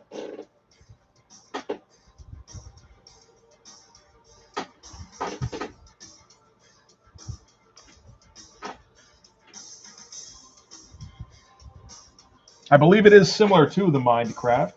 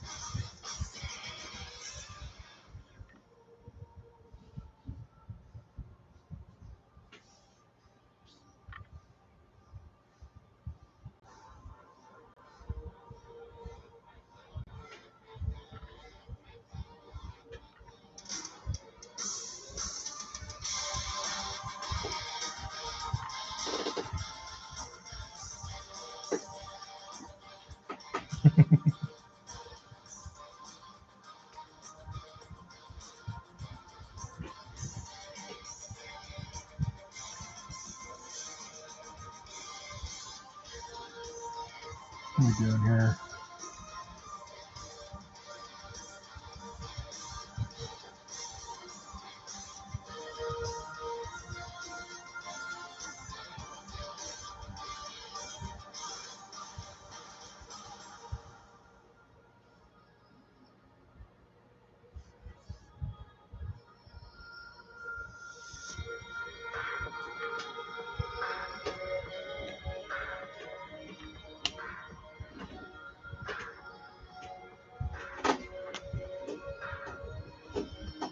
Let's try a different. Let's not use any more Pentel because that just seems like a bad idea.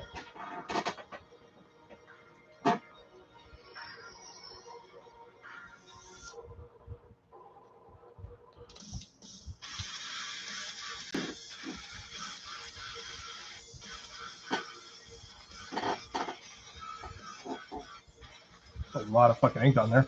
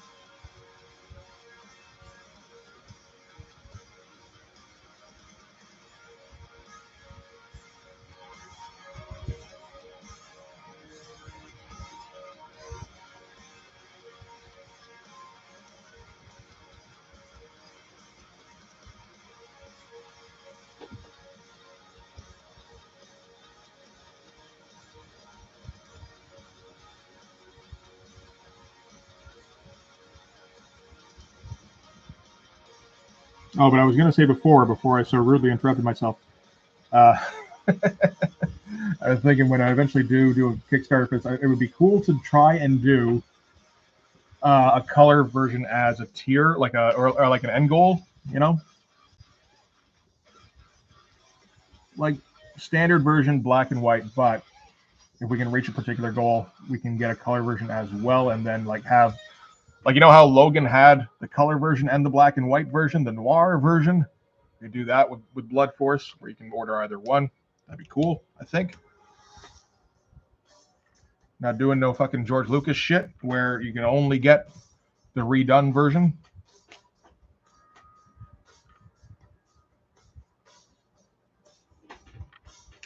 Hey, Monty, how you doing, buddy? Good to get you back.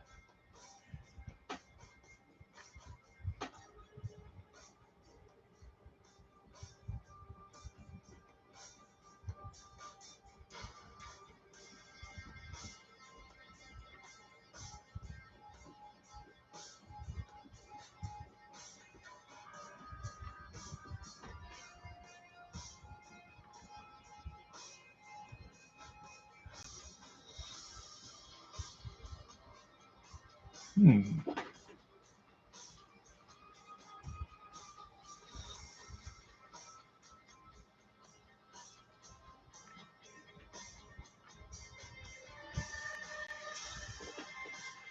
Yeah, that's all right.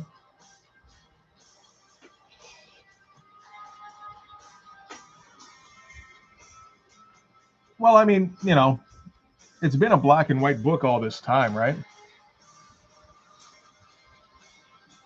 Even now, like, color is just kind of a dream. And it's been this long to the point where now I'm designing it more around black and white because, like, all this hatching and everything wouldn't work for color, not very well, I don't think. I think it would all kind of blend together.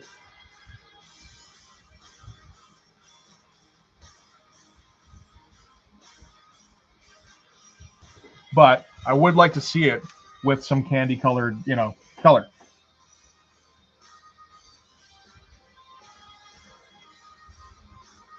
Not looking like liquid, but like looking like, you know, early 90s Ollie optics. I think that would be awesome. And maybe if you're using flat color, then this kind of hatching will still be readable to some extent. I don't know. I have to see. We'll have to try to see anyway.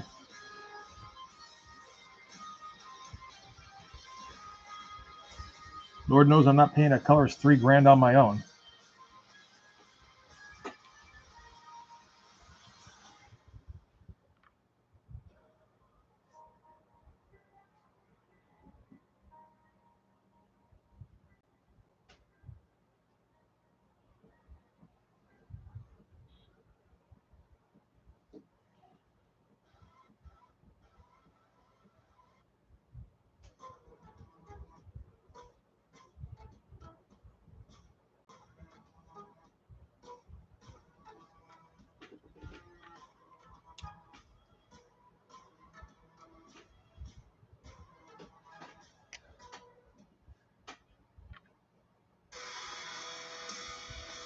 Shenanigans sounds a bit more like a sitcom to me. Like, meet Jim and Mary Shenanigan. And it's like just like racist about Irish people.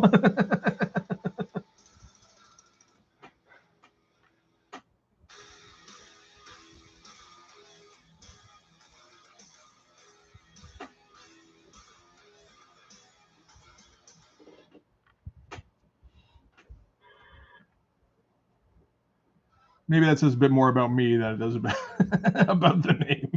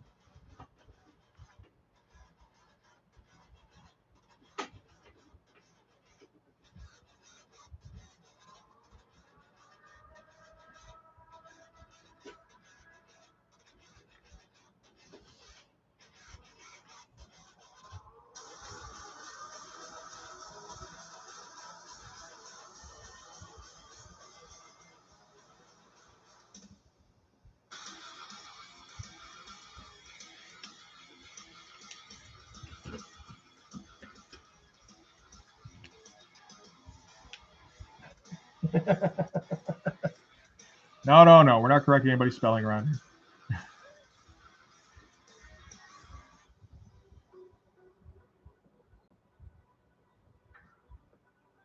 I think me and Brain already went through that.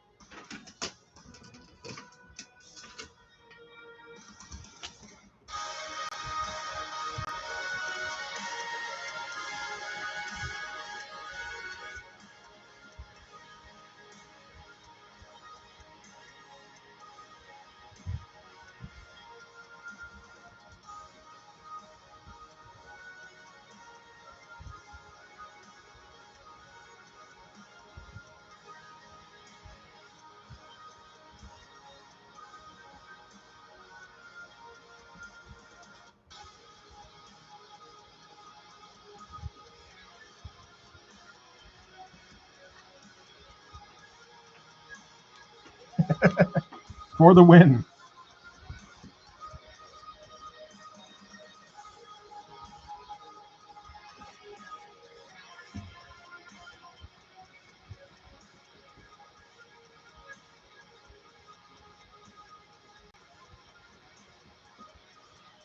That was one of those things you say, and it's like, am I allowed to say that? I think I am. And then everyone was quiet. It's like, oh, maybe I'm not.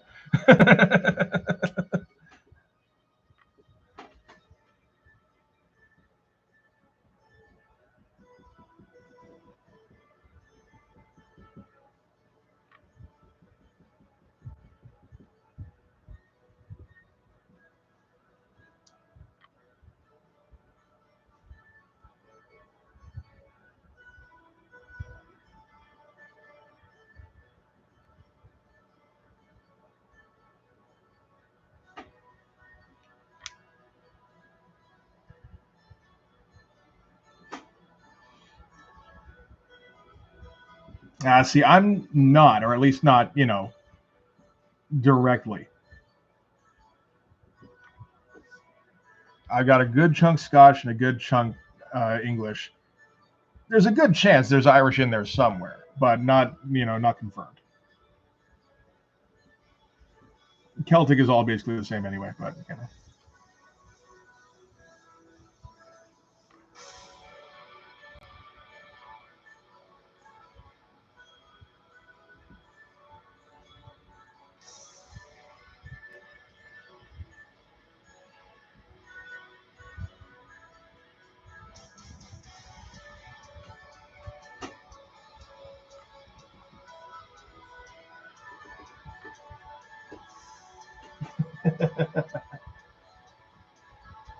yeah, no, sorry, it is. At least genetically.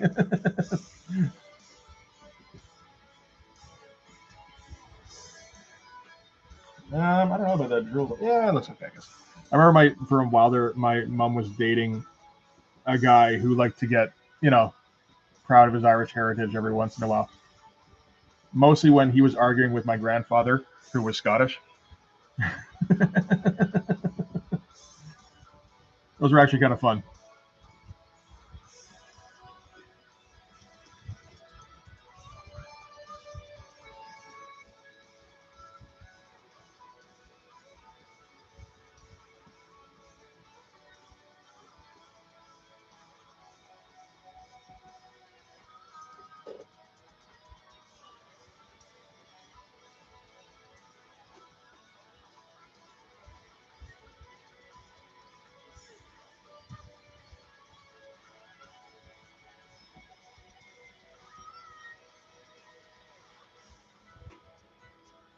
And I mean, like, I feel like the Scots like to get on their high horse a bit because at least the Irish have their reputation as drinkers. Not like the Scots drink any less, I'm sure. And, you're just like, okay. And what have the Scots done?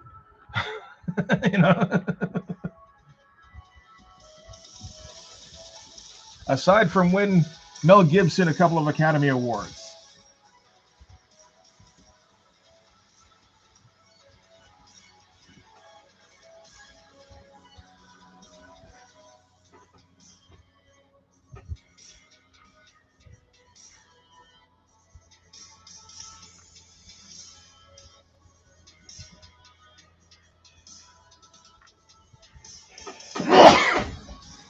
Excuse me.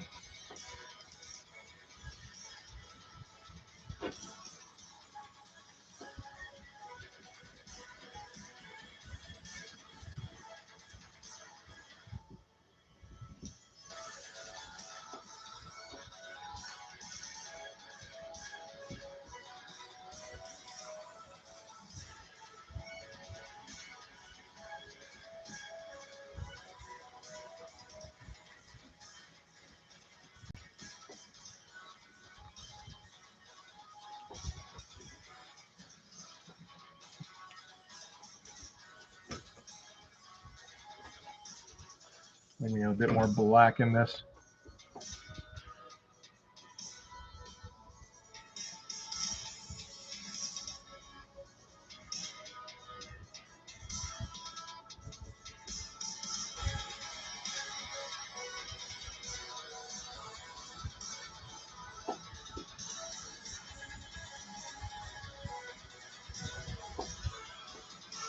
Yep.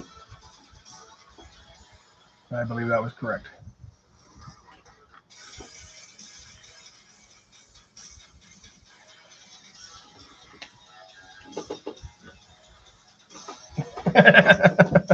Jesus Christ. Oh, no, I missed the treatment one. I only barely registered it as misspelled for a second.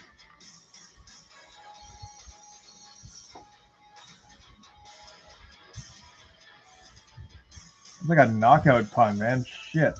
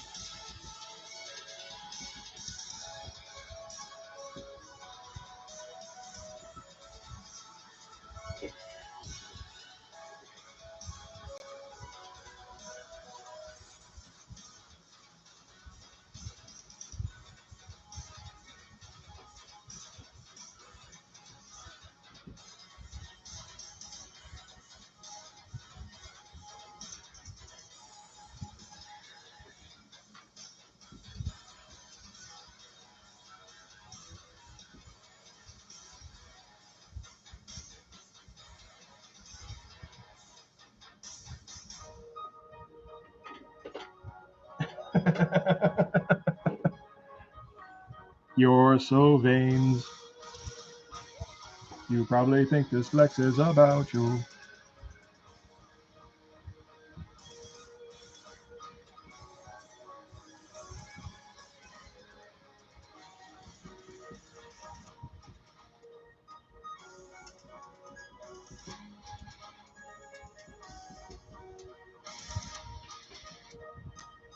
Why am I spending this much time on this guy? He's not as important as the other guy.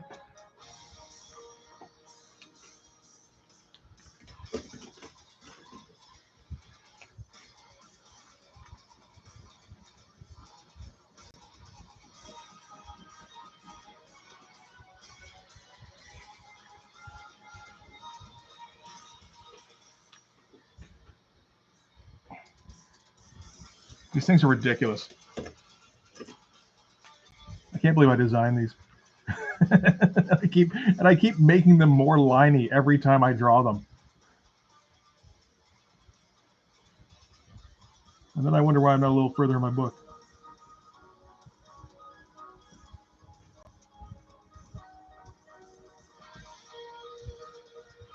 Or why I don't have time to letter.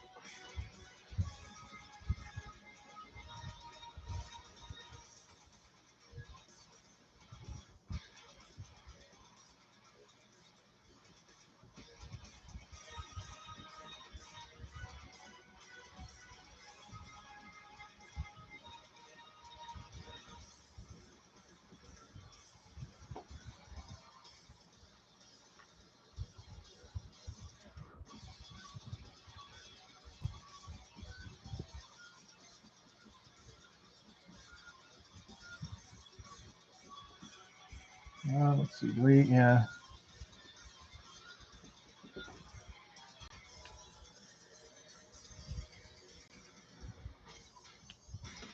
Okay.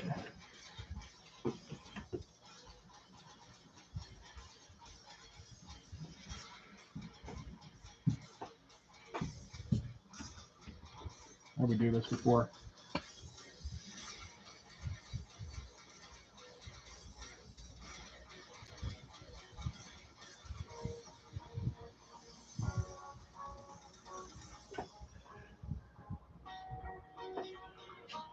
There we go.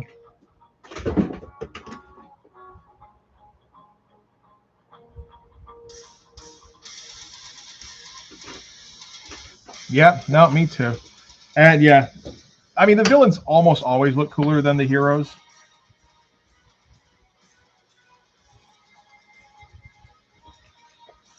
You know, I'll just flat out say it. Evil's cool.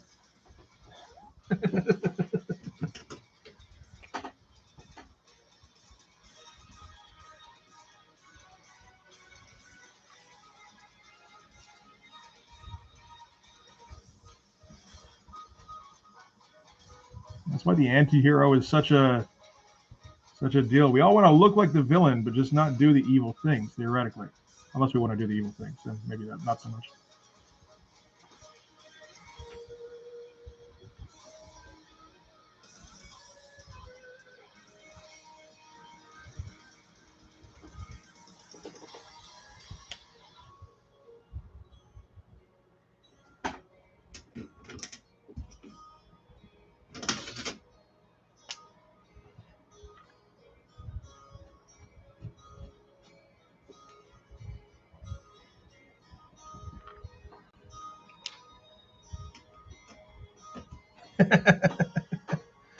It does, whether the ass deserves it or not. Such is the nature of evil.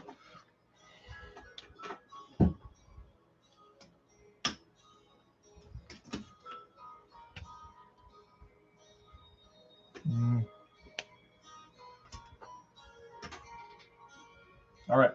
I'm going to grab a quick smoke. The intention today is to finish this panel, which may be asking a lot,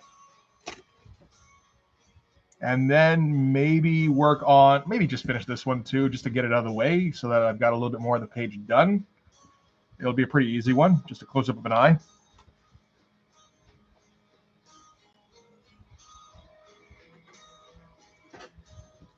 Two hours, and this is what's been accomplished. Doesn't feel like a ton.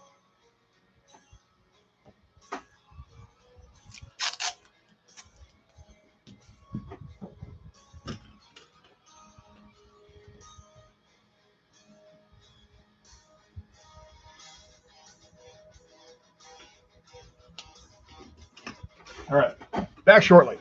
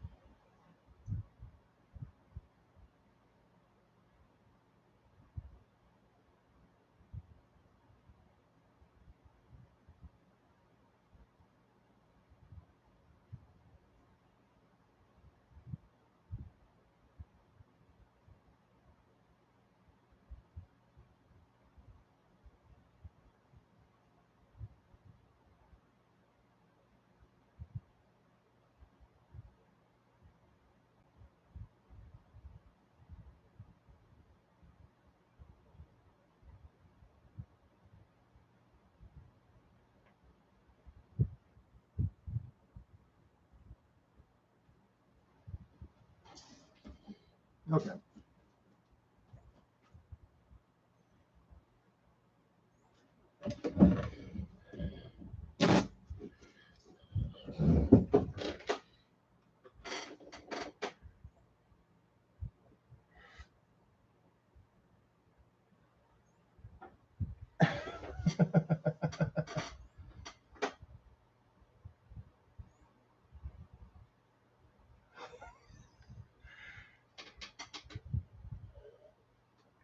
Oh, did the music end? Shit. I should have taken my phone out then.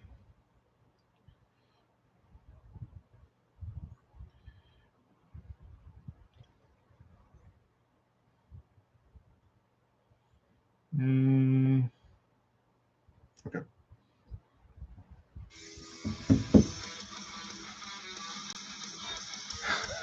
I think I've seen that movie.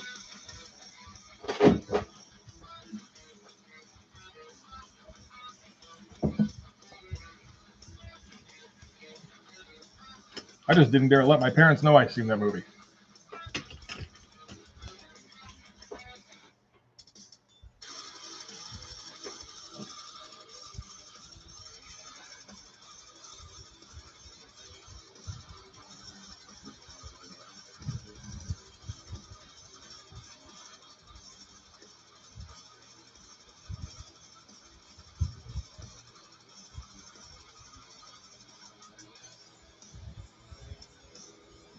It really does look more like a pine cone than anything, doesn't it?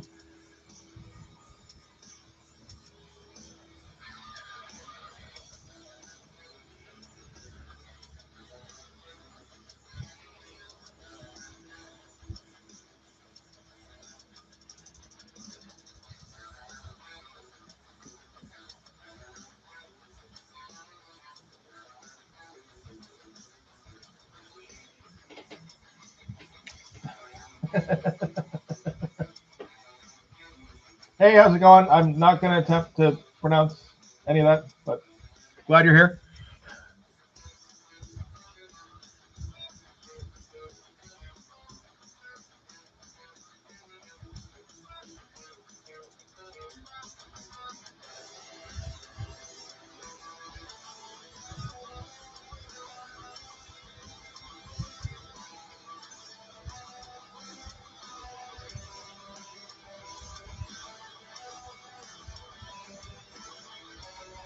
And I never had Cinemax, so like never really got to see much of that. I just kind of had to hope that a friend had taped something.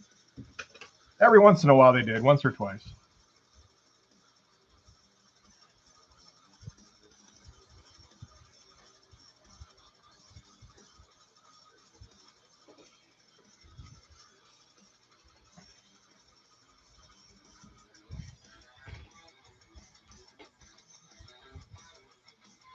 Hey, thank you. I appreciate it.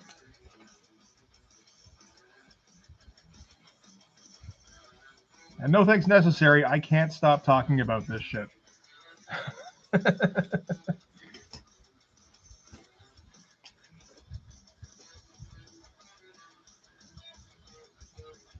Every once in a while I get the feeling like my videos are getting, I don't know, not stale exactly, but they're just getting to be more of a chore. And it's like, oh, I don't know if I can get through another video here on like how am I going to talk about, I don't know, blood pool number 1, and then I put out a half-hour video and it's like, oh, I guess like that.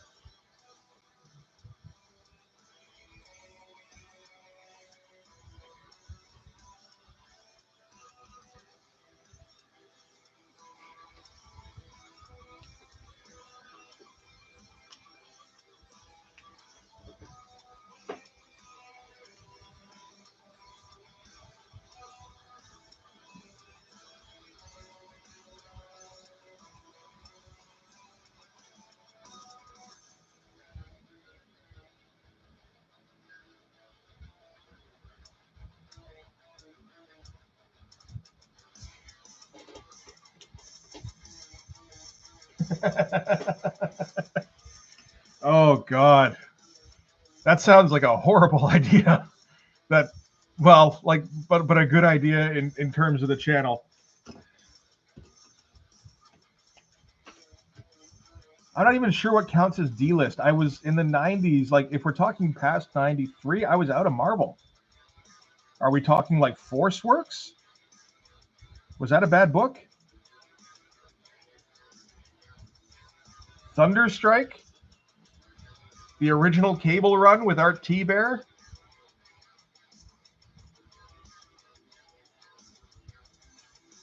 Hey, Sebastian. All right.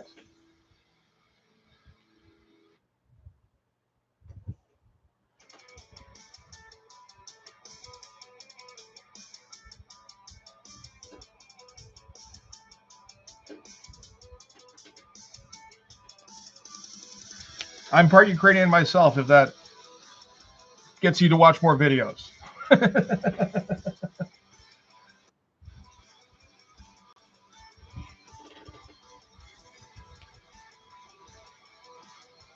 No, it's true.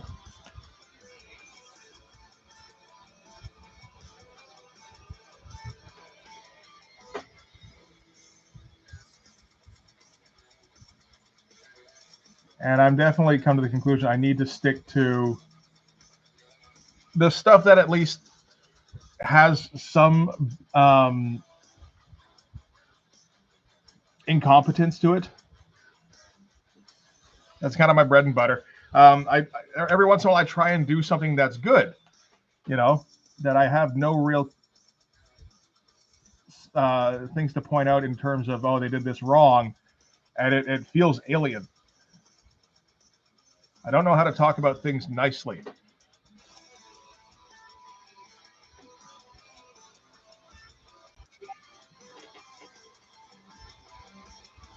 Not much. No, I don't think they'd really be able to find a whole lot. I mean, you know, my brother did one of those spit test things, and it showed pretty much exactly what anybody would expect, I think, which was mostly UK and Celtic, with some Eastern European, you know. It's like, yep, there was no surprise Arabian in there. Not shocking.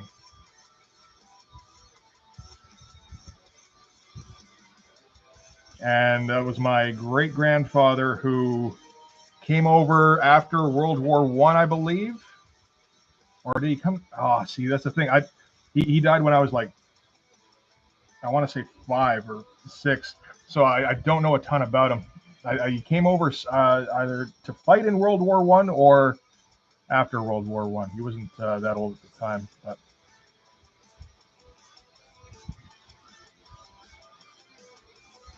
And when he came over, you know, like he would have been like maybe 15, 16. Probably minimal paperwork, if any. Didn't come over with his family. He was escaping his dad.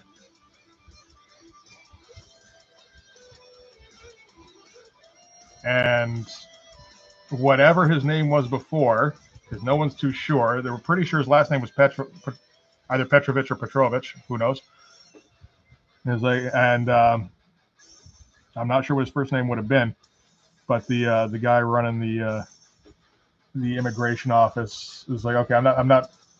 I said pretty much what I said to you. I'm not going to try to pronounce that. You're Mike Peters now. And he's like, okie dokie. I said, he didn't say that because he never really learned English.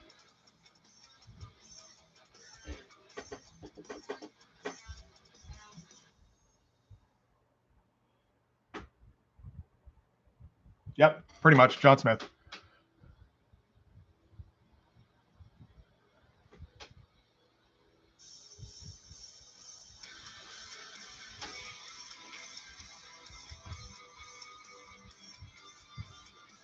Force Works. Okay, good. I got that one right.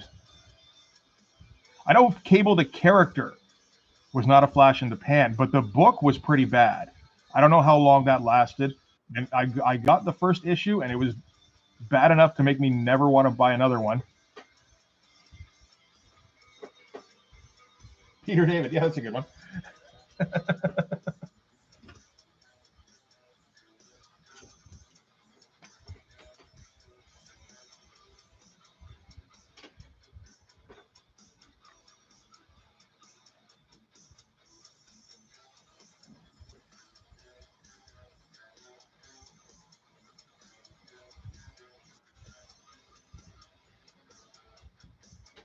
Anybody have ideas for other flash in the pan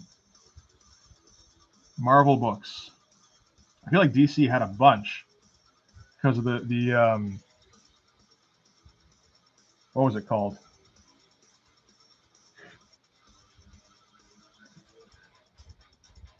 The thing that Hitman came out of. I don't remember what it's called now. Where they basically introduced like 100 new characters to see if any of them would stick.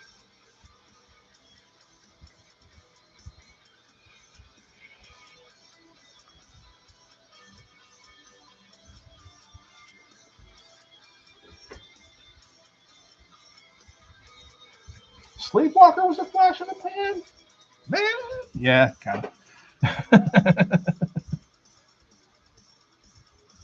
I got a few issues of Sleepwalker. I think he fights the guy with a giant 8-ball head in the second issue. I don't know what you're talking about, flash in the pan.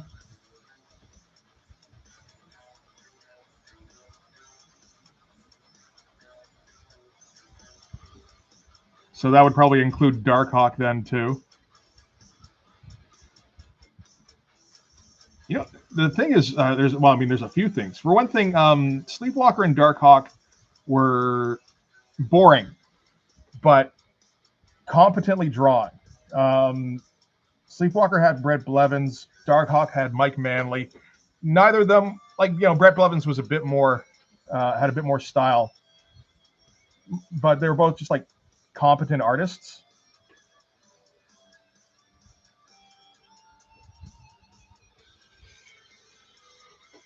I guess you'd be looking at to see how Marvel fucked up the story, which wouldn't be the worst idea. Dude, even I scroll up and read when I get back from my smokes. Come on. Or I try to. Except for the times when I accidentally pause the chat and then sit in silence for an hour and a half. Not that that's ever happened.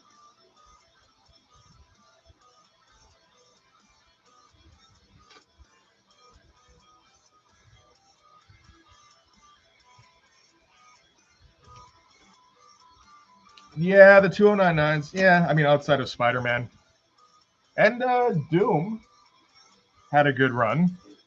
There's people who seem to like Doom 2099.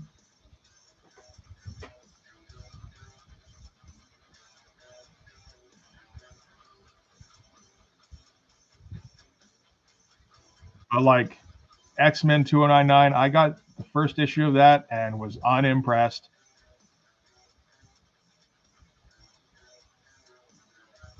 Hulk 2099 seems like it was a terrible idea.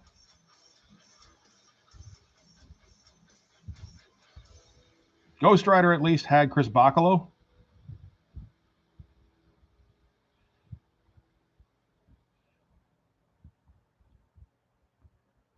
Punisher 2099 was god awful.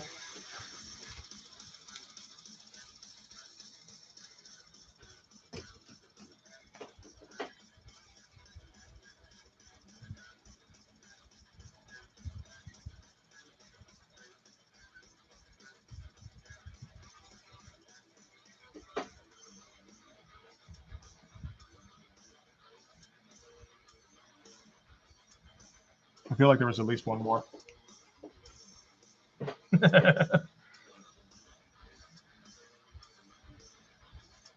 What's to homage? Attempted a cash grab? I mean, I guess we're doing that with the Ash Can challenge a bit, but in that most things Liefeld does is a cash grab, but just opinion.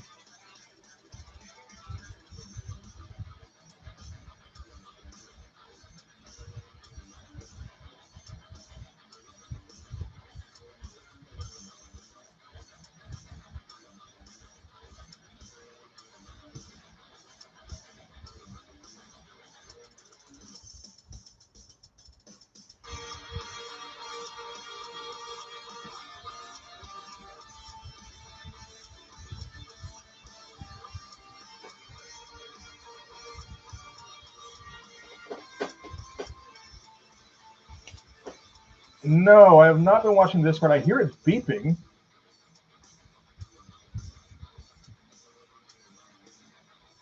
So it sounds like shit's going down, but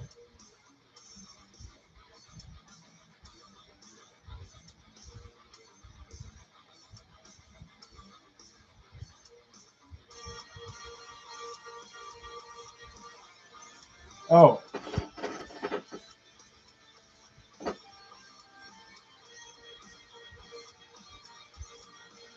Hmm.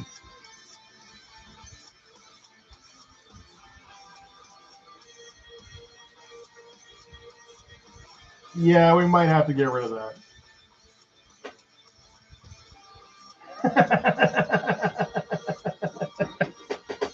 John, if you don't mind removing that, let's keep it PG-13, just in case.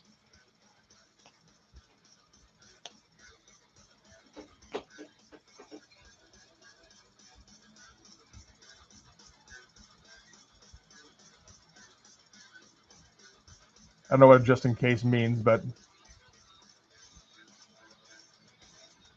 we don't want it turning into that kind of server, you know?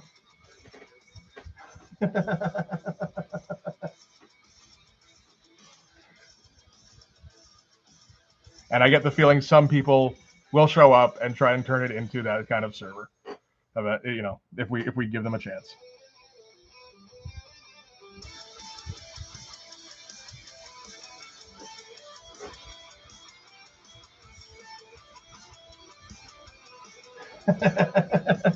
Yeah, no, I don't have a problem with it, really. It's just knowing what it will probably lead to if we leave it up.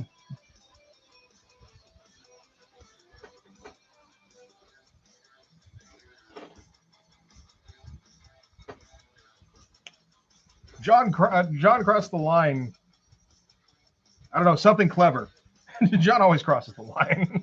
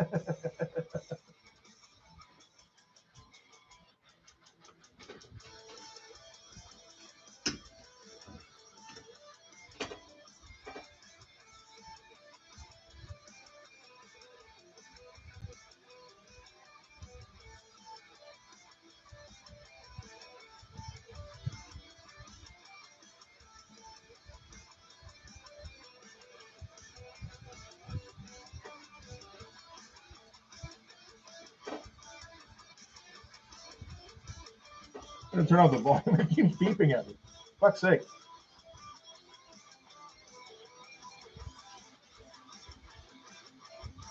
Oh, for what the hell, Ed Raven? God damn it.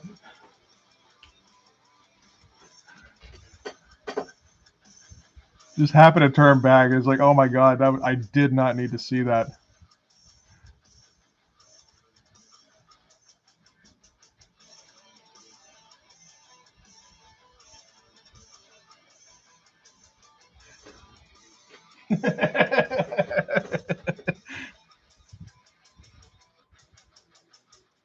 This is serious artistic business here. Come on.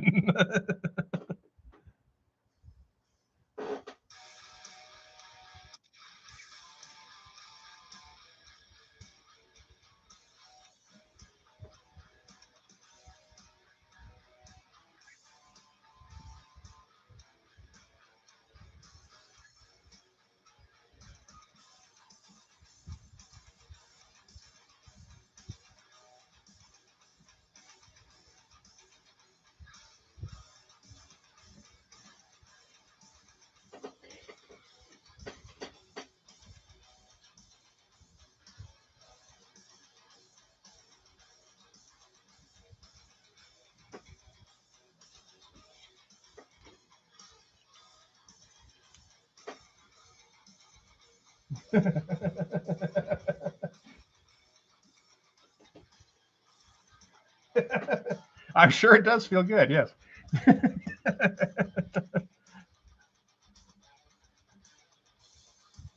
I know everyone else just has to cope with it, apparently.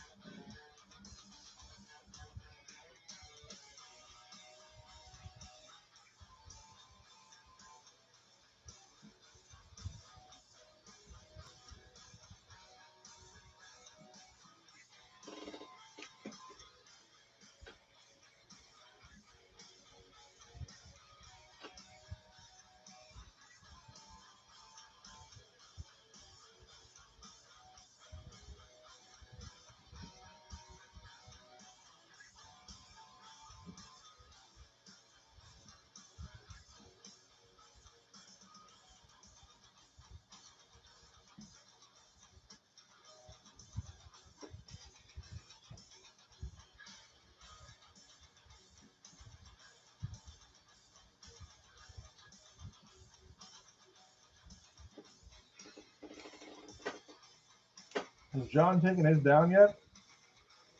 I don't know if it's hurt, but I like it. It's a good quote.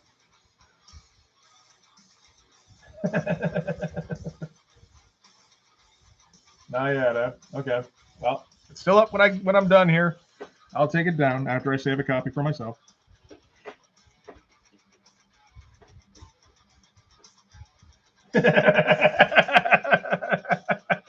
Oh, fuck's sake. Yeah. Such is the burden.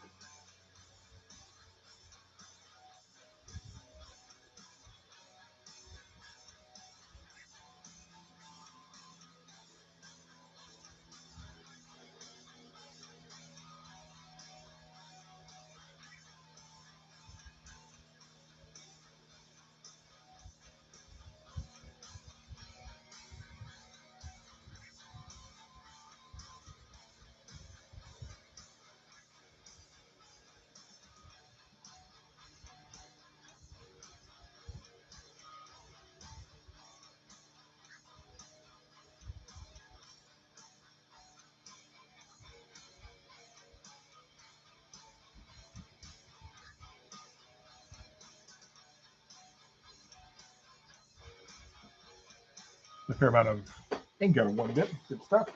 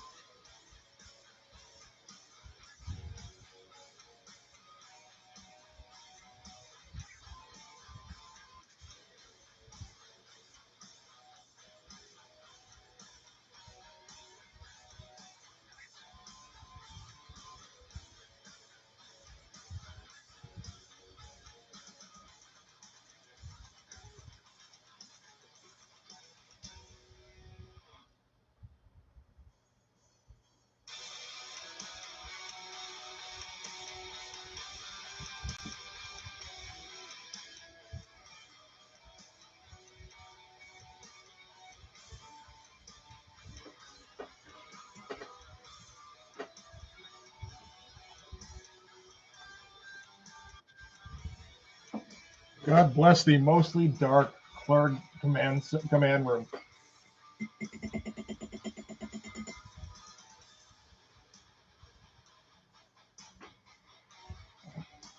Now I'm gonna get a quick drink. Hang on. Gonna need it after all that.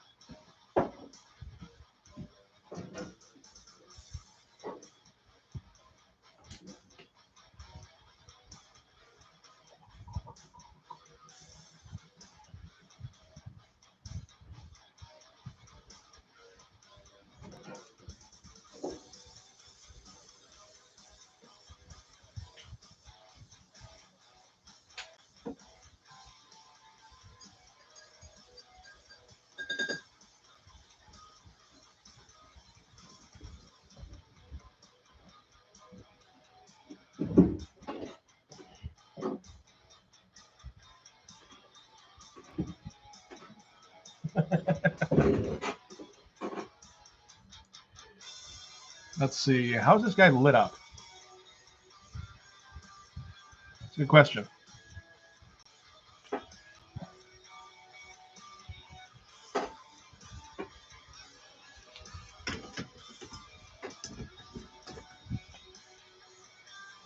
Certainly not. However, the ambient light would suggest.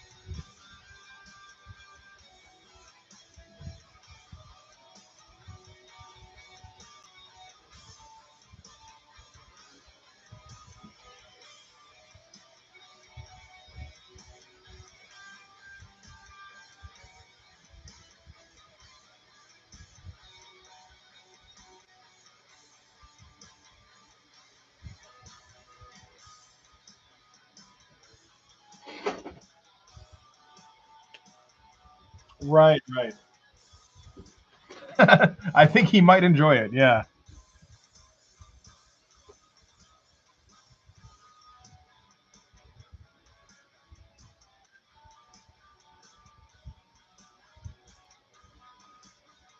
This has been an entertaining one.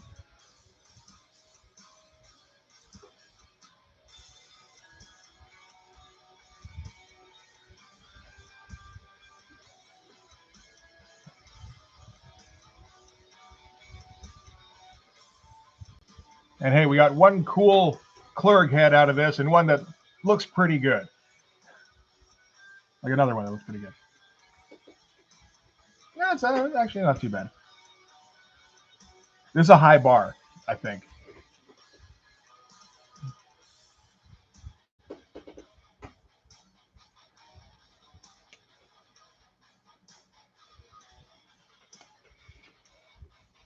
Is that what that is? The blood panel?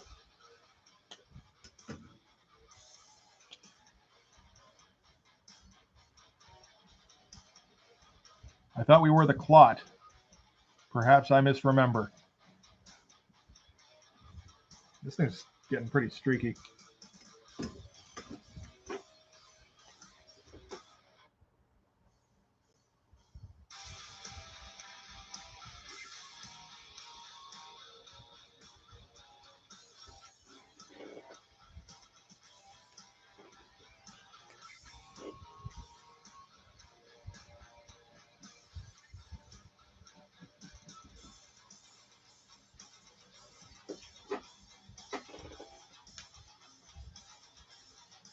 Oh, was he getting in on that? Wasn't he complaining about that earlier? He was too on his videos.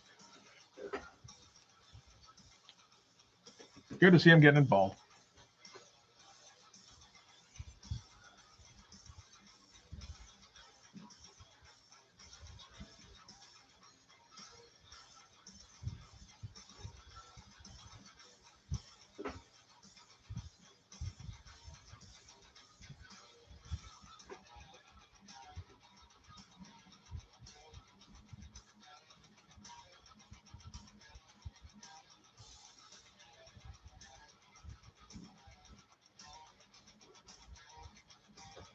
That thing still looks like a giant turd.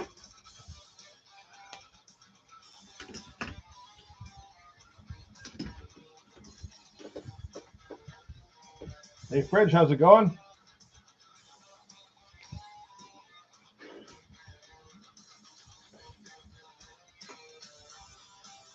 I don't know if this is going to help.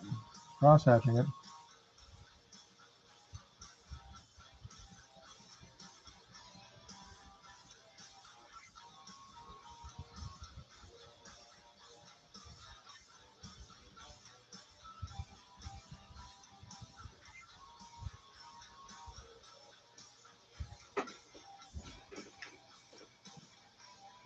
The Zozobra?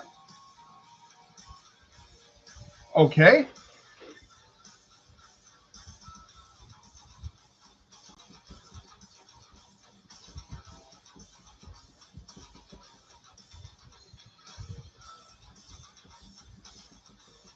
Is that Ukrainian, right? Did I just pronounce it like it was?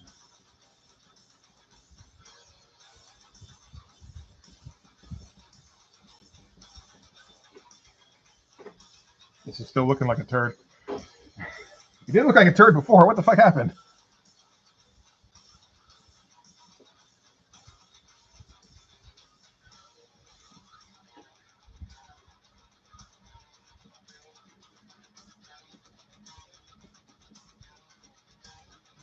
Worst comes to worst, I'm gonna have to black this out, but I think I could still make this look like a not turd. Okay, okay.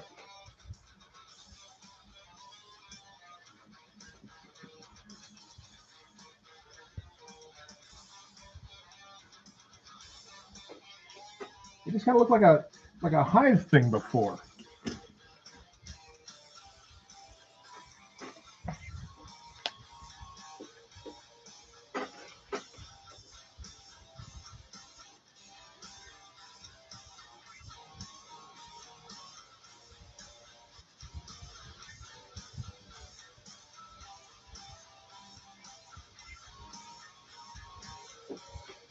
Okay, it's a little better.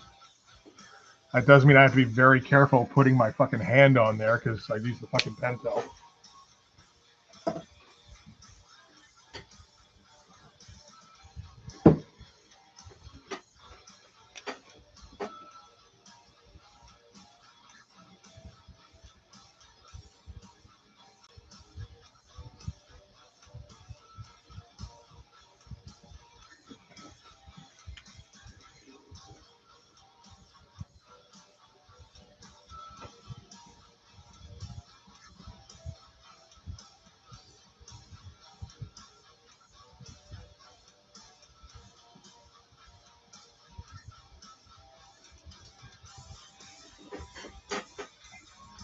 Well, either way, I think I know where some word balloons are going in this one.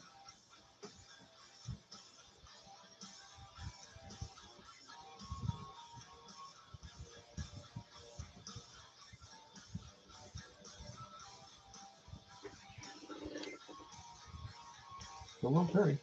A little bit.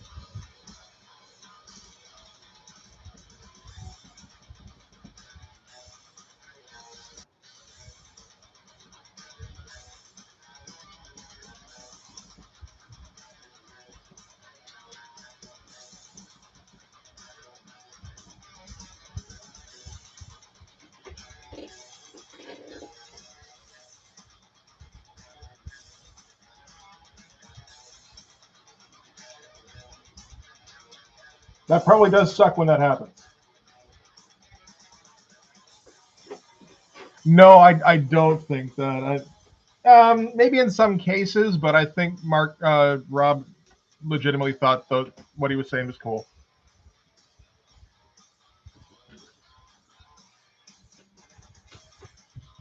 It's, you know, it's a lot of cliches and just like stuff you hear in action movies or reading comics around that time, you know, or when he was growing up anyway.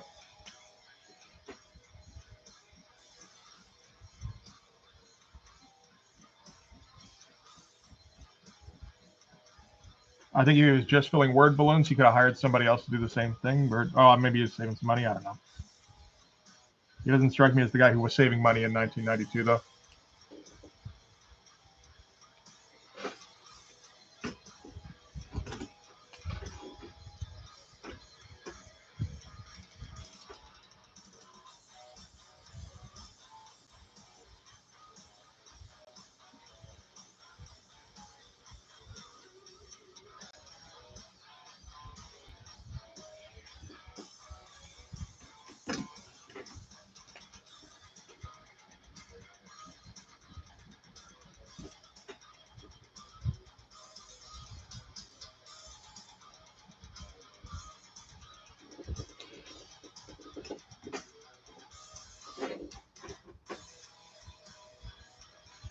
Oh, is that what we did in this?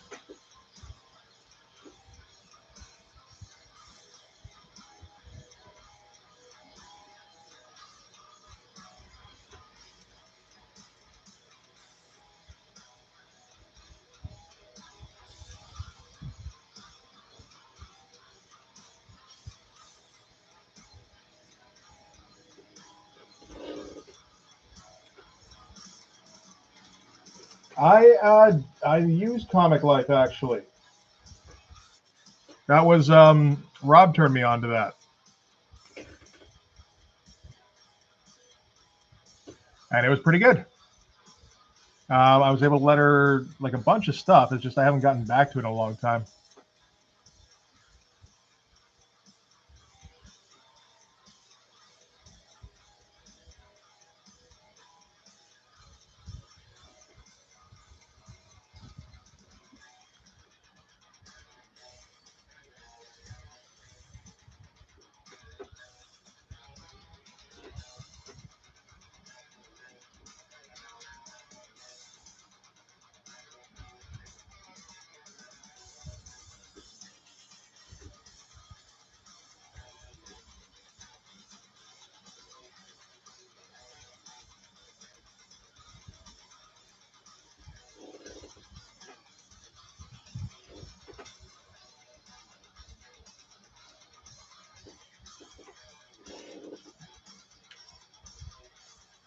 It is not free, unfortunately. It's not super expensive. I think it was like 40, 50 bucks Canadian. So like if you're gonna be using lettering, it's like, wow, that's not a bad little investment.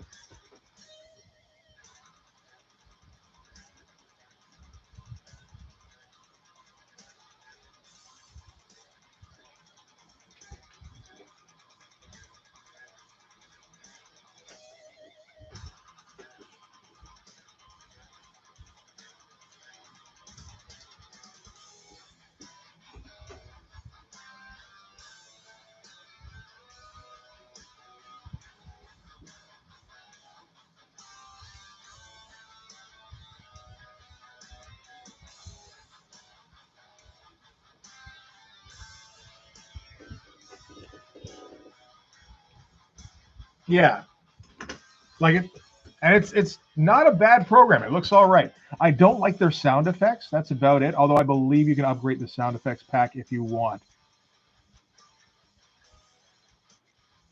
I wasn't gonna do that though.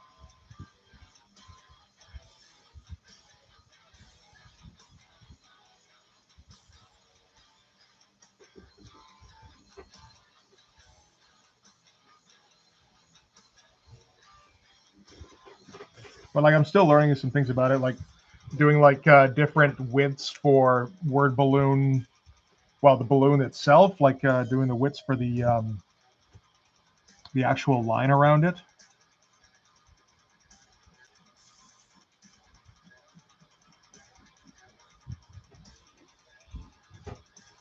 I believe you can go with a black balloon with white lettering, which is what I originally wanted for Popo.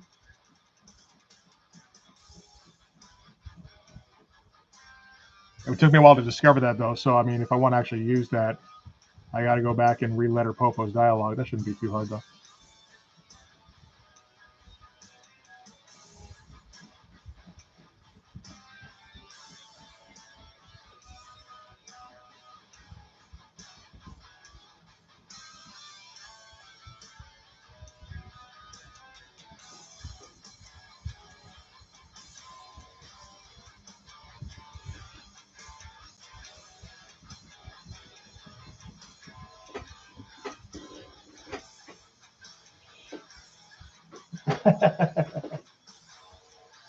I think that's a lot of people's least favorite part.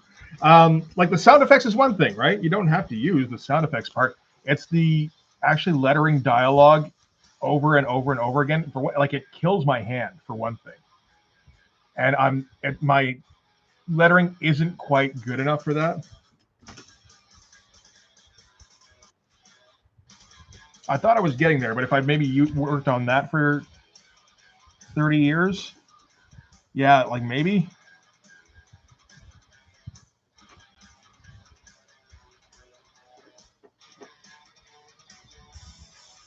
As it is, my lettering has deteriorated a little bit over the years, I think.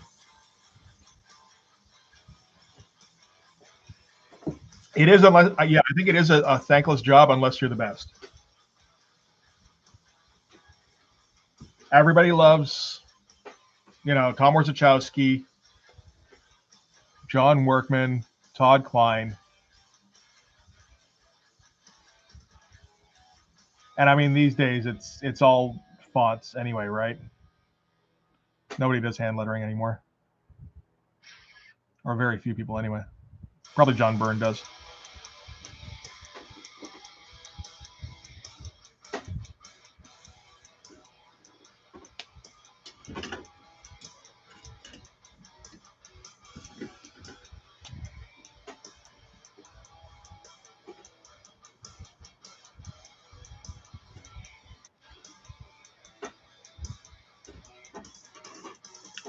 It is.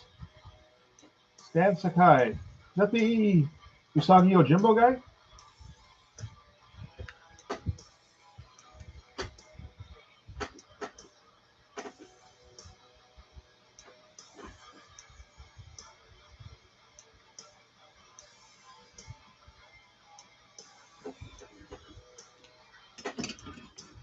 Yeah. Okay. You know what? I have never read Usagi Yojimbo. I know that's Heresy, and I'm prepared for judgment.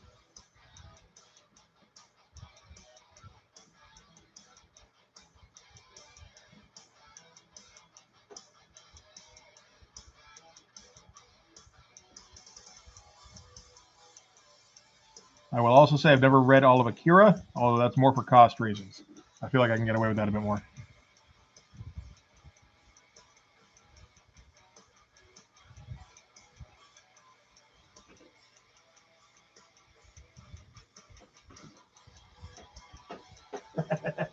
Yeah, that's true. And thanks, Ange. I appreciate it. I will say I originally read your comment as saying this page looks like Botox. Which it's like, huh.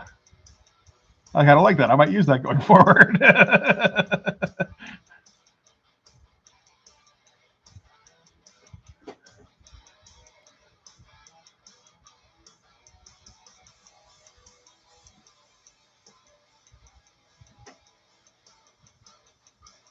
But I agree about the blind spots thing.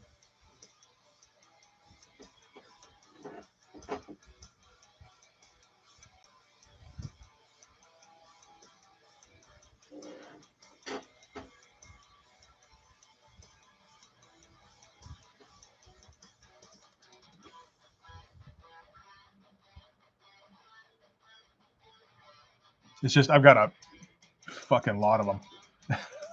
I basically didn't read comics for the 2000s up until maybe like 2018.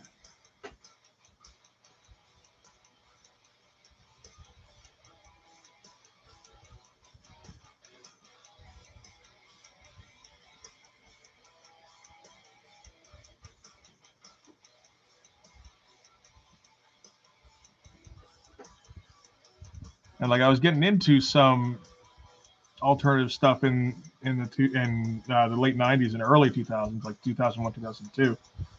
But I got kind of cut short, unfortunately. Yeah, exactly.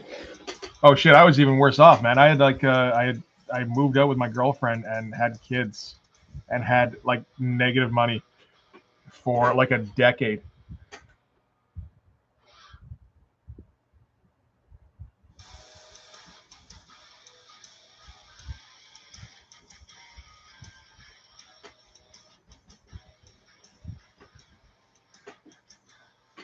Obviously, I recommend the Alan Moore Swamp Thing stuff though. I read the Love and Death Trade. I had that, I think, and that was pretty excellent.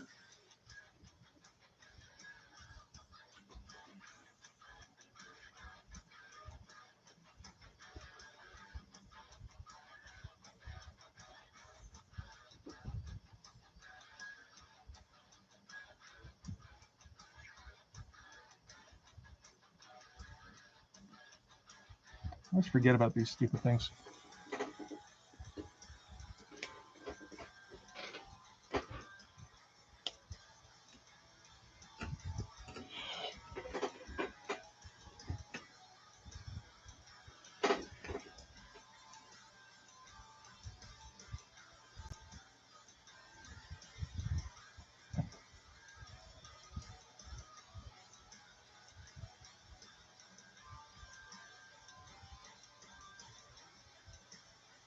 So this is the bit where I haven't really been talked about what's going on this page, have I?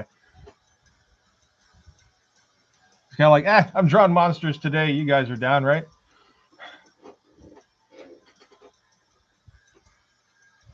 But this is continuing the thing. The clerk captain has just been advised that Popo has escaped from the torture room and has been, I was going to say, systematically working his way through the clerk's ship.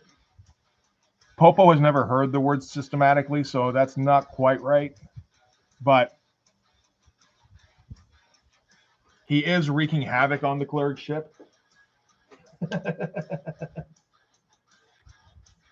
And just to cut myself up, it's not like the writing is excellent. I love all this stuff with Arcane.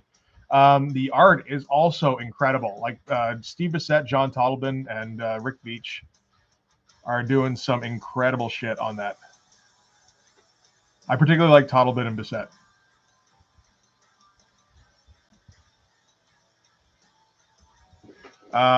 See, now I cut myself off and I can't remember where I was. Oh yeah, so he's been advised of that, and he's like all in disbelief over the fact that anybody could escape. And his second in command's like, you know how we had that talk before about how leaving the weapons, like the heavy assault rifles, in the torture room could come back to bite us one day? I think this may have been that.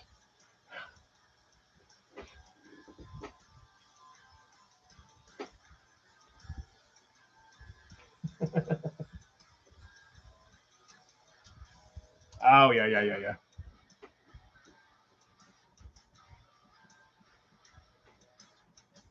I didn't stick with Image for very long. I think part of it's probably that I got into comics really late.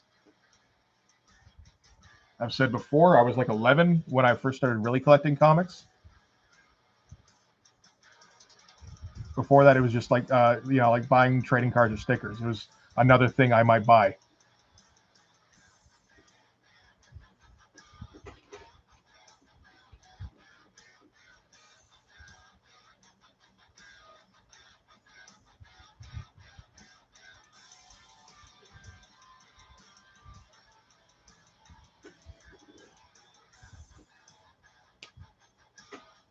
Yeah, I never got into the Max really. I read the first few issues. I think I probably tapped out around the time of the Pit crossover, just because that didn't make any kind of sense to me. I was a bit of a literal child, you know.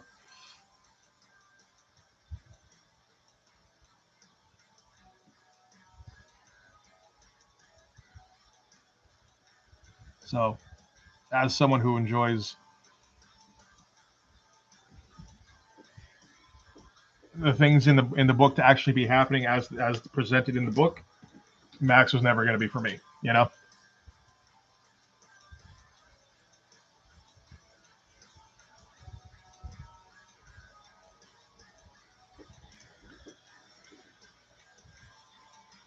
But like, you know, I got in just like maybe a few months after Image started. Like that's when I started getting into Image. I heard about it late too because I wasn't up on any of the shop talk. I was still buying on the newsstand.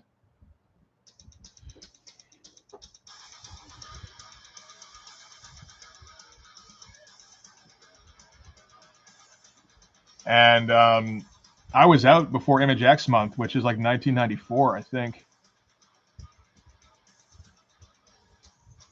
I think I kind of wanted to stick around to see how that looked, but like, you know, not enough to actually spend money on it.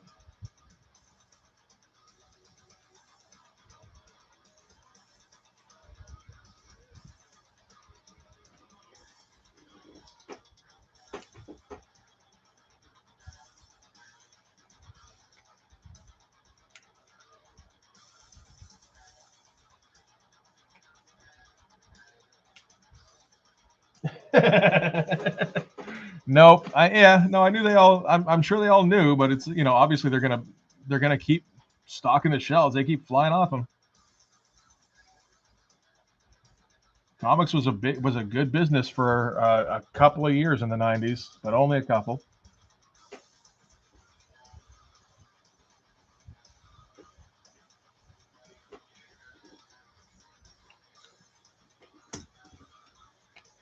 Yeah, and I mean I've since gotten what Max is about, or I've understood.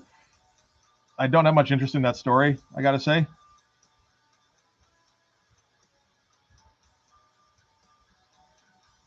Particularly presented super obliquely.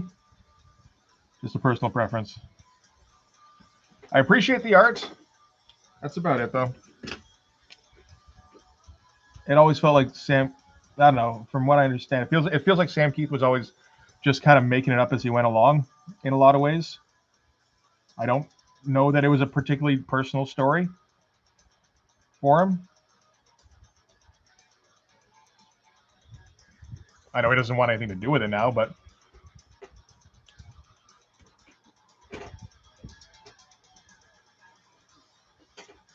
that's more from everything, all the fallout from everything around it than the book itself, I think.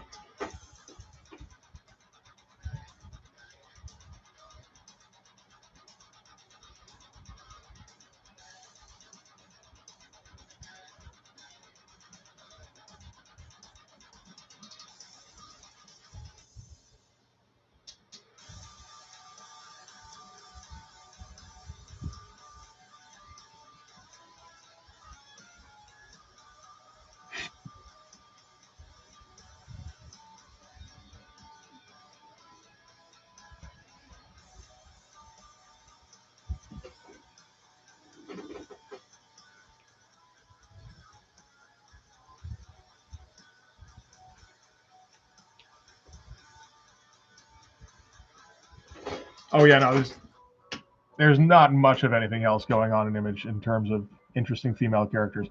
That wasn't. I mean, none of those creators would have been able to do that.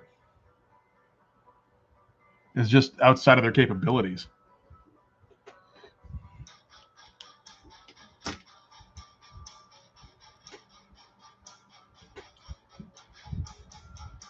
Like if you're a guy, you kind of need to be a good writer to be able to write a good female character.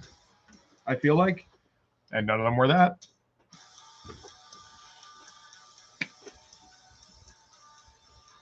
Eric Larson's okay at his very specific thing, or was, and that's about it.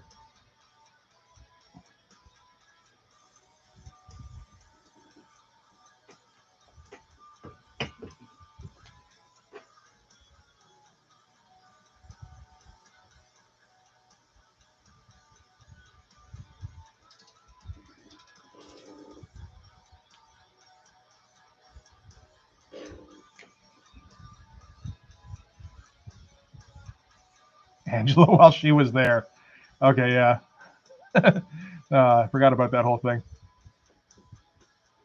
Was there an Angela miniseries that Alan Moore had anything to do with? I feel, that seems vaguely familiar, but also like it could be completely wrong. I know Greg Capullo drew it.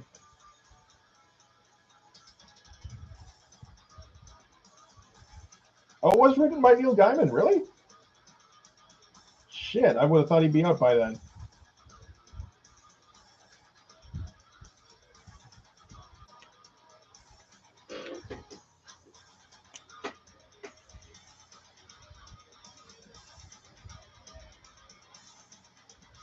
I wasn't aware that Neil Gaiman had anything to do with Angela after the, the one issue that he wrote for Spawn.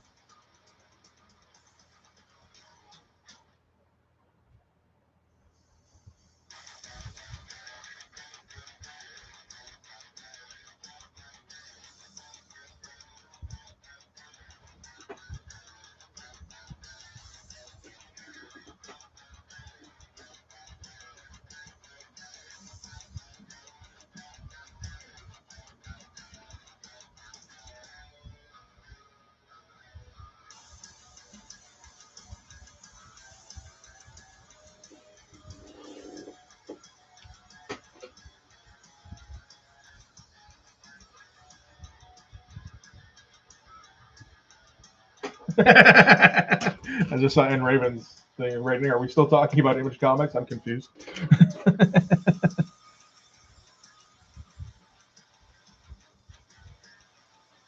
They did occasionally hire real writers. Alan Moore worked for Image several times. Neil Gaiman less so, but once or twice.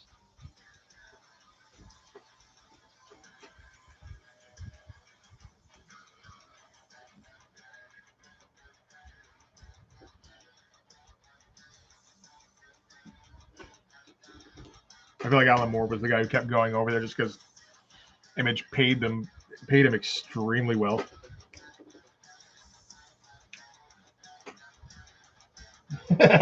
True enough. The pact is the beginning and the end. The Alpha and the Omega, you may say.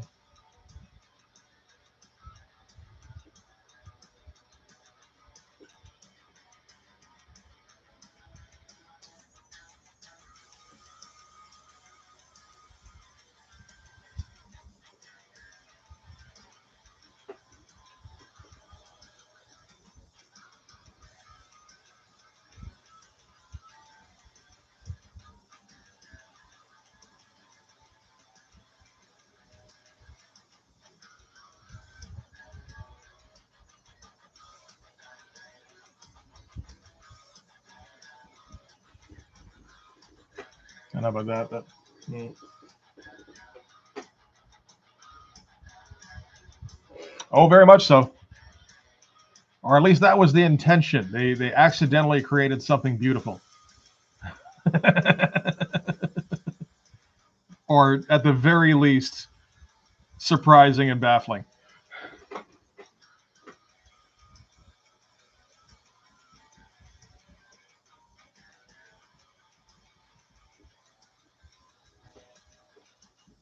We really did get we got a little bit too far in on the pact for a while there, didn't we?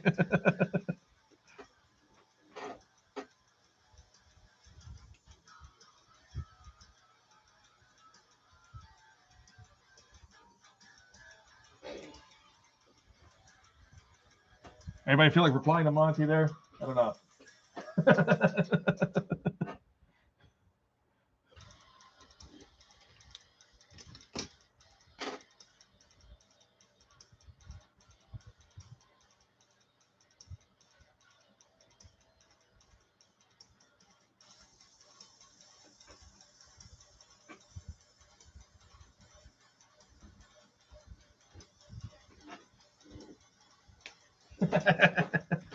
So, N. Raven, you actually did get those issues of the pact eventually, right? I wonder what you thought of them. Like, was it any different when seeing it close up? I don't know if I can't remember if we talked about this. I feel like we probably did, but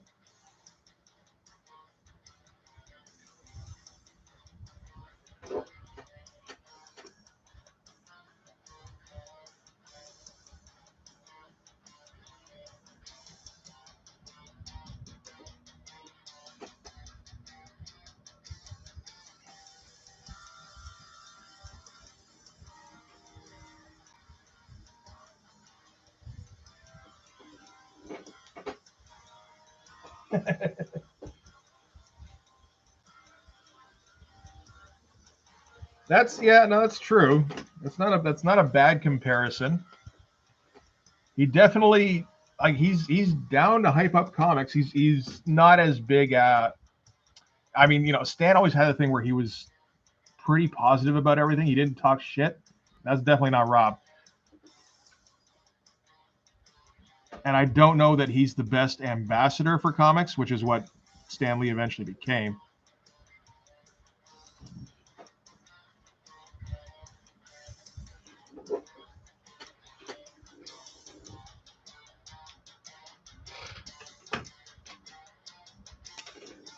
I don't think Stan Lee made most of the general populace mad, like the. But if you did any research into his, the Stuff Said book, which is one I'm still intending to read.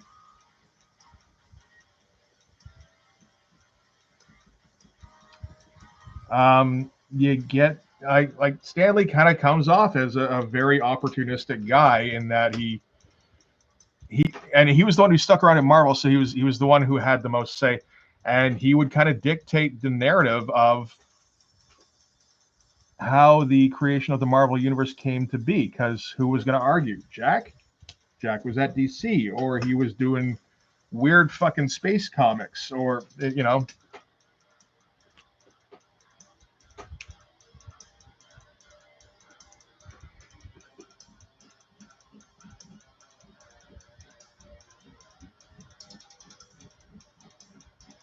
So if Stan Lee says he's the co-creator of every character in the Marvel universe, who's going to say otherwise?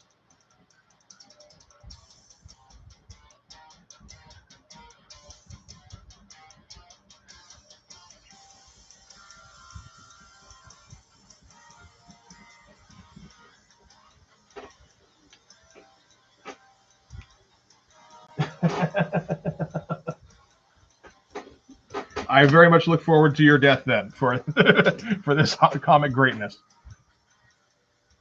Sorry, but that's how it is, right? I got to speak truth.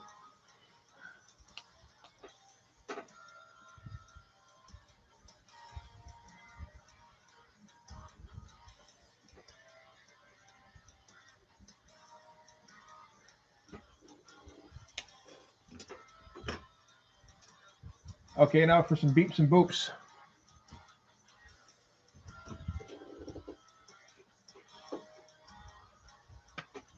No, that's true. I mean, Jack doesn't have anything to do with Spider-Man. Other than, well, the name, I suppose.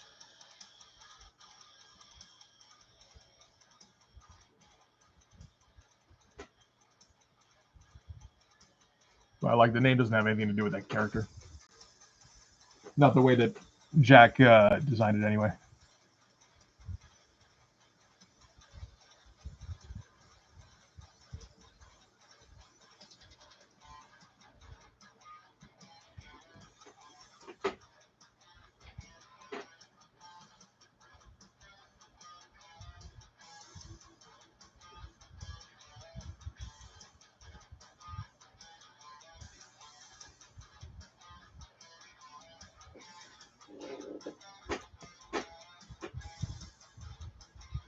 Oh yeah, Roy Thomas, right?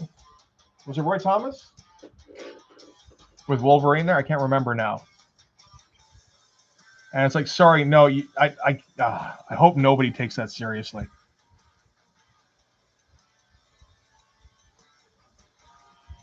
But it's like you can't horn your way in on that.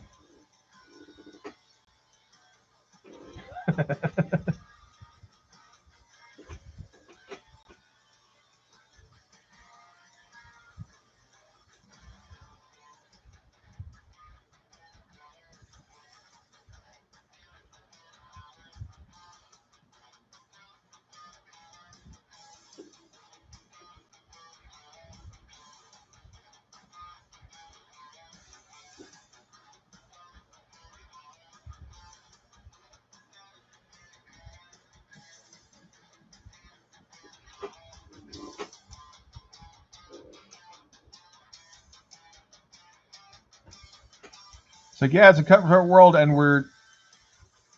I don't know. The people who patronize this industry tend to have very idealistic views about things like, morality,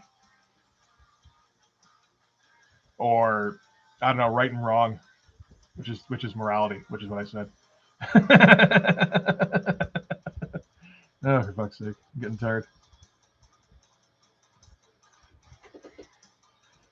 Like, it's because I don't think anybody liked that Wolverine thing.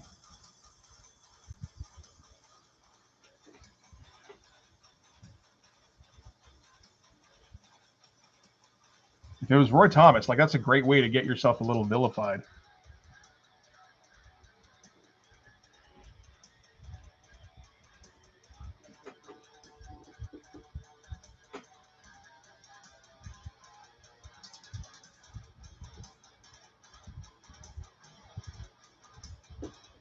That's, it's like Roy Thomas has enough. He doesn't need to claim Wolverine.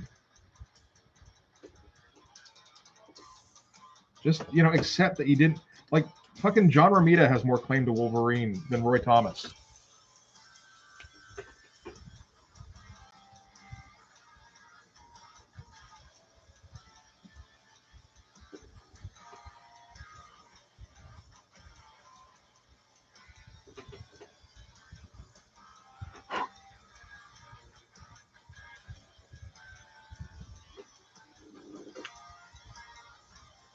Yeah, and I mean, the Wolverine character as first created didn't have anything to do with the Wolverine character later on.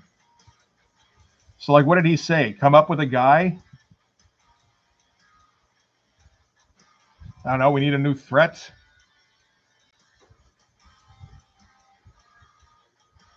Unless he said, like, make him a special agent with, I mean, he didn't even have, like, his powers back then. He was like a brawler who, like, jumped around a lot.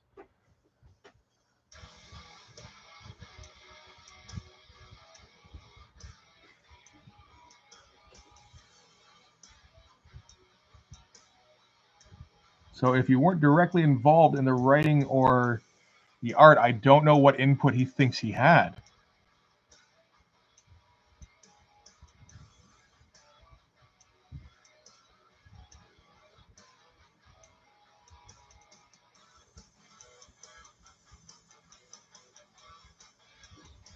Oh, well, it's a shame too, because Roy Thomas, like I said, he's got enough to his name already. He doesn't need that.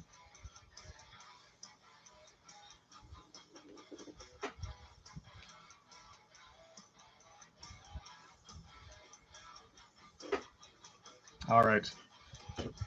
Oh, well, I got the panel done. It's not as good as this one, but there's some all right stuff there, and it will be kind of funny when the dialogue's in there.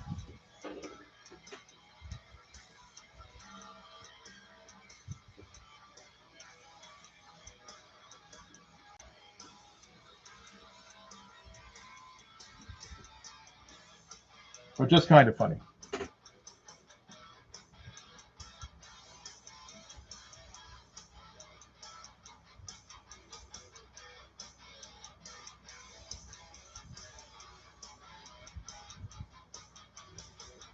As I said, this is the bit where the second in command advises him that Popo has escaped because they left the weapons in the torture room.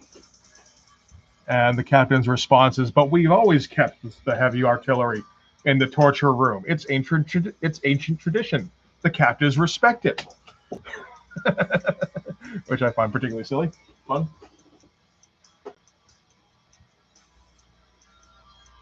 I don't know if he said Canadian. You know?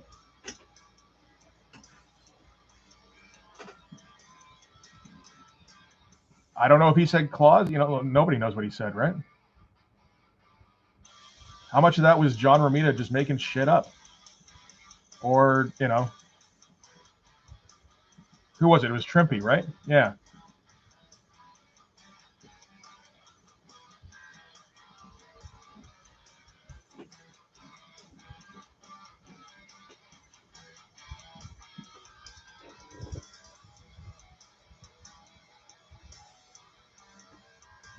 Yeah, that would have been nice to see. But, you know, not much can be done about it now.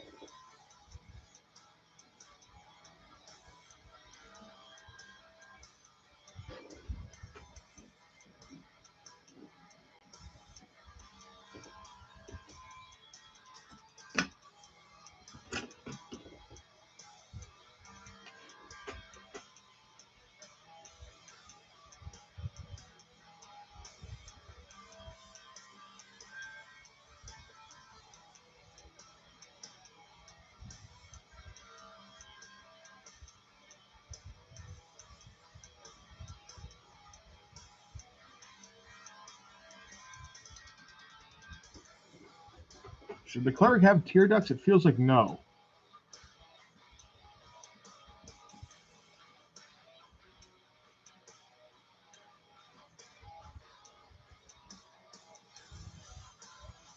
Or really eyelids. I feel like they should have membranes, but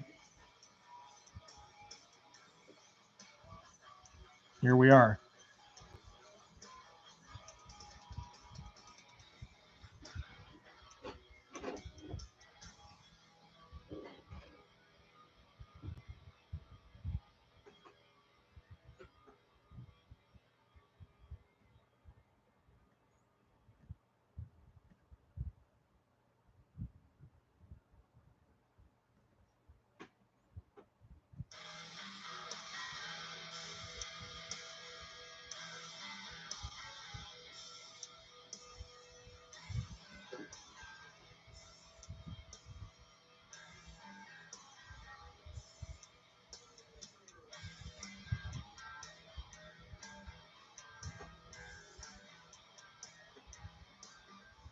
I'll just leave it kind of a suggested eyelid. How's that? Kind of meet halfway. Definitely has a lower lid.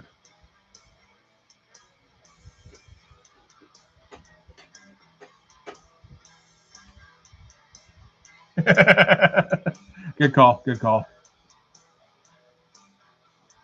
We have to think about the cleric's welfare when designing them.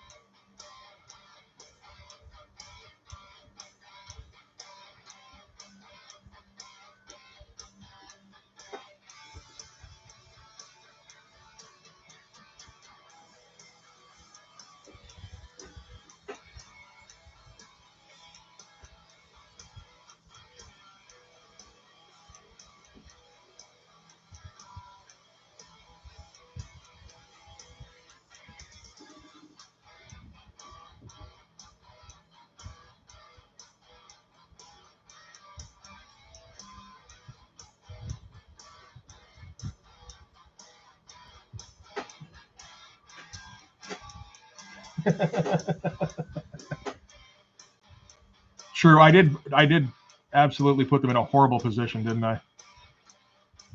What was I thinking?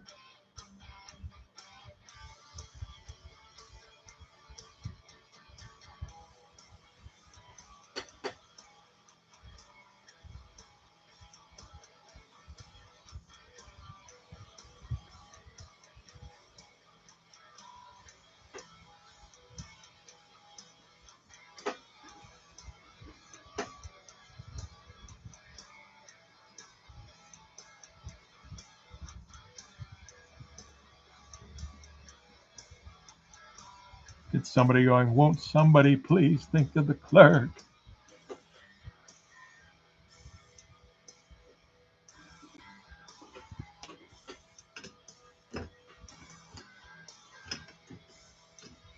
All right. You know what? This is going to take like another hour of cross hatching. Oh man, yeah, and that laugh is exhausted. So I'm actually going to wrap it up a little bit. I think I need a break, meaning lunch, and then come back at this later. But I think we got some good stuff going today. Let's get that down here for the screen cap. Yeah, sorry, buddy. Whenever I look over and we're down to like 2 or 3 left, it's like, my hand's getting sore and I'm getting hungry. It's like, I think it's time. You know. Thanks, man. I like how how that head ended up looking. A lot of the shadow ended up really working, I think, which is good because like I get like I have like a general idea of the geometry of these guys' heads, but you know, if I actually had to like do a faithful rendition, I don't think that would be possible.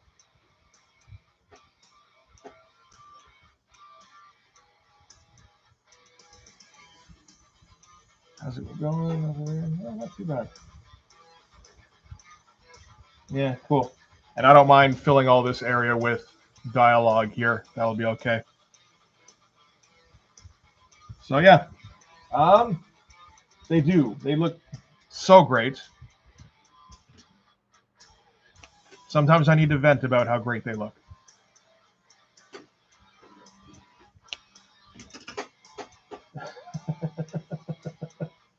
All right. So I'll see you guys in the Discord, and failing that, I'll see you next Wednesday. You guys enjoy the rest of your weekend. Have a good one.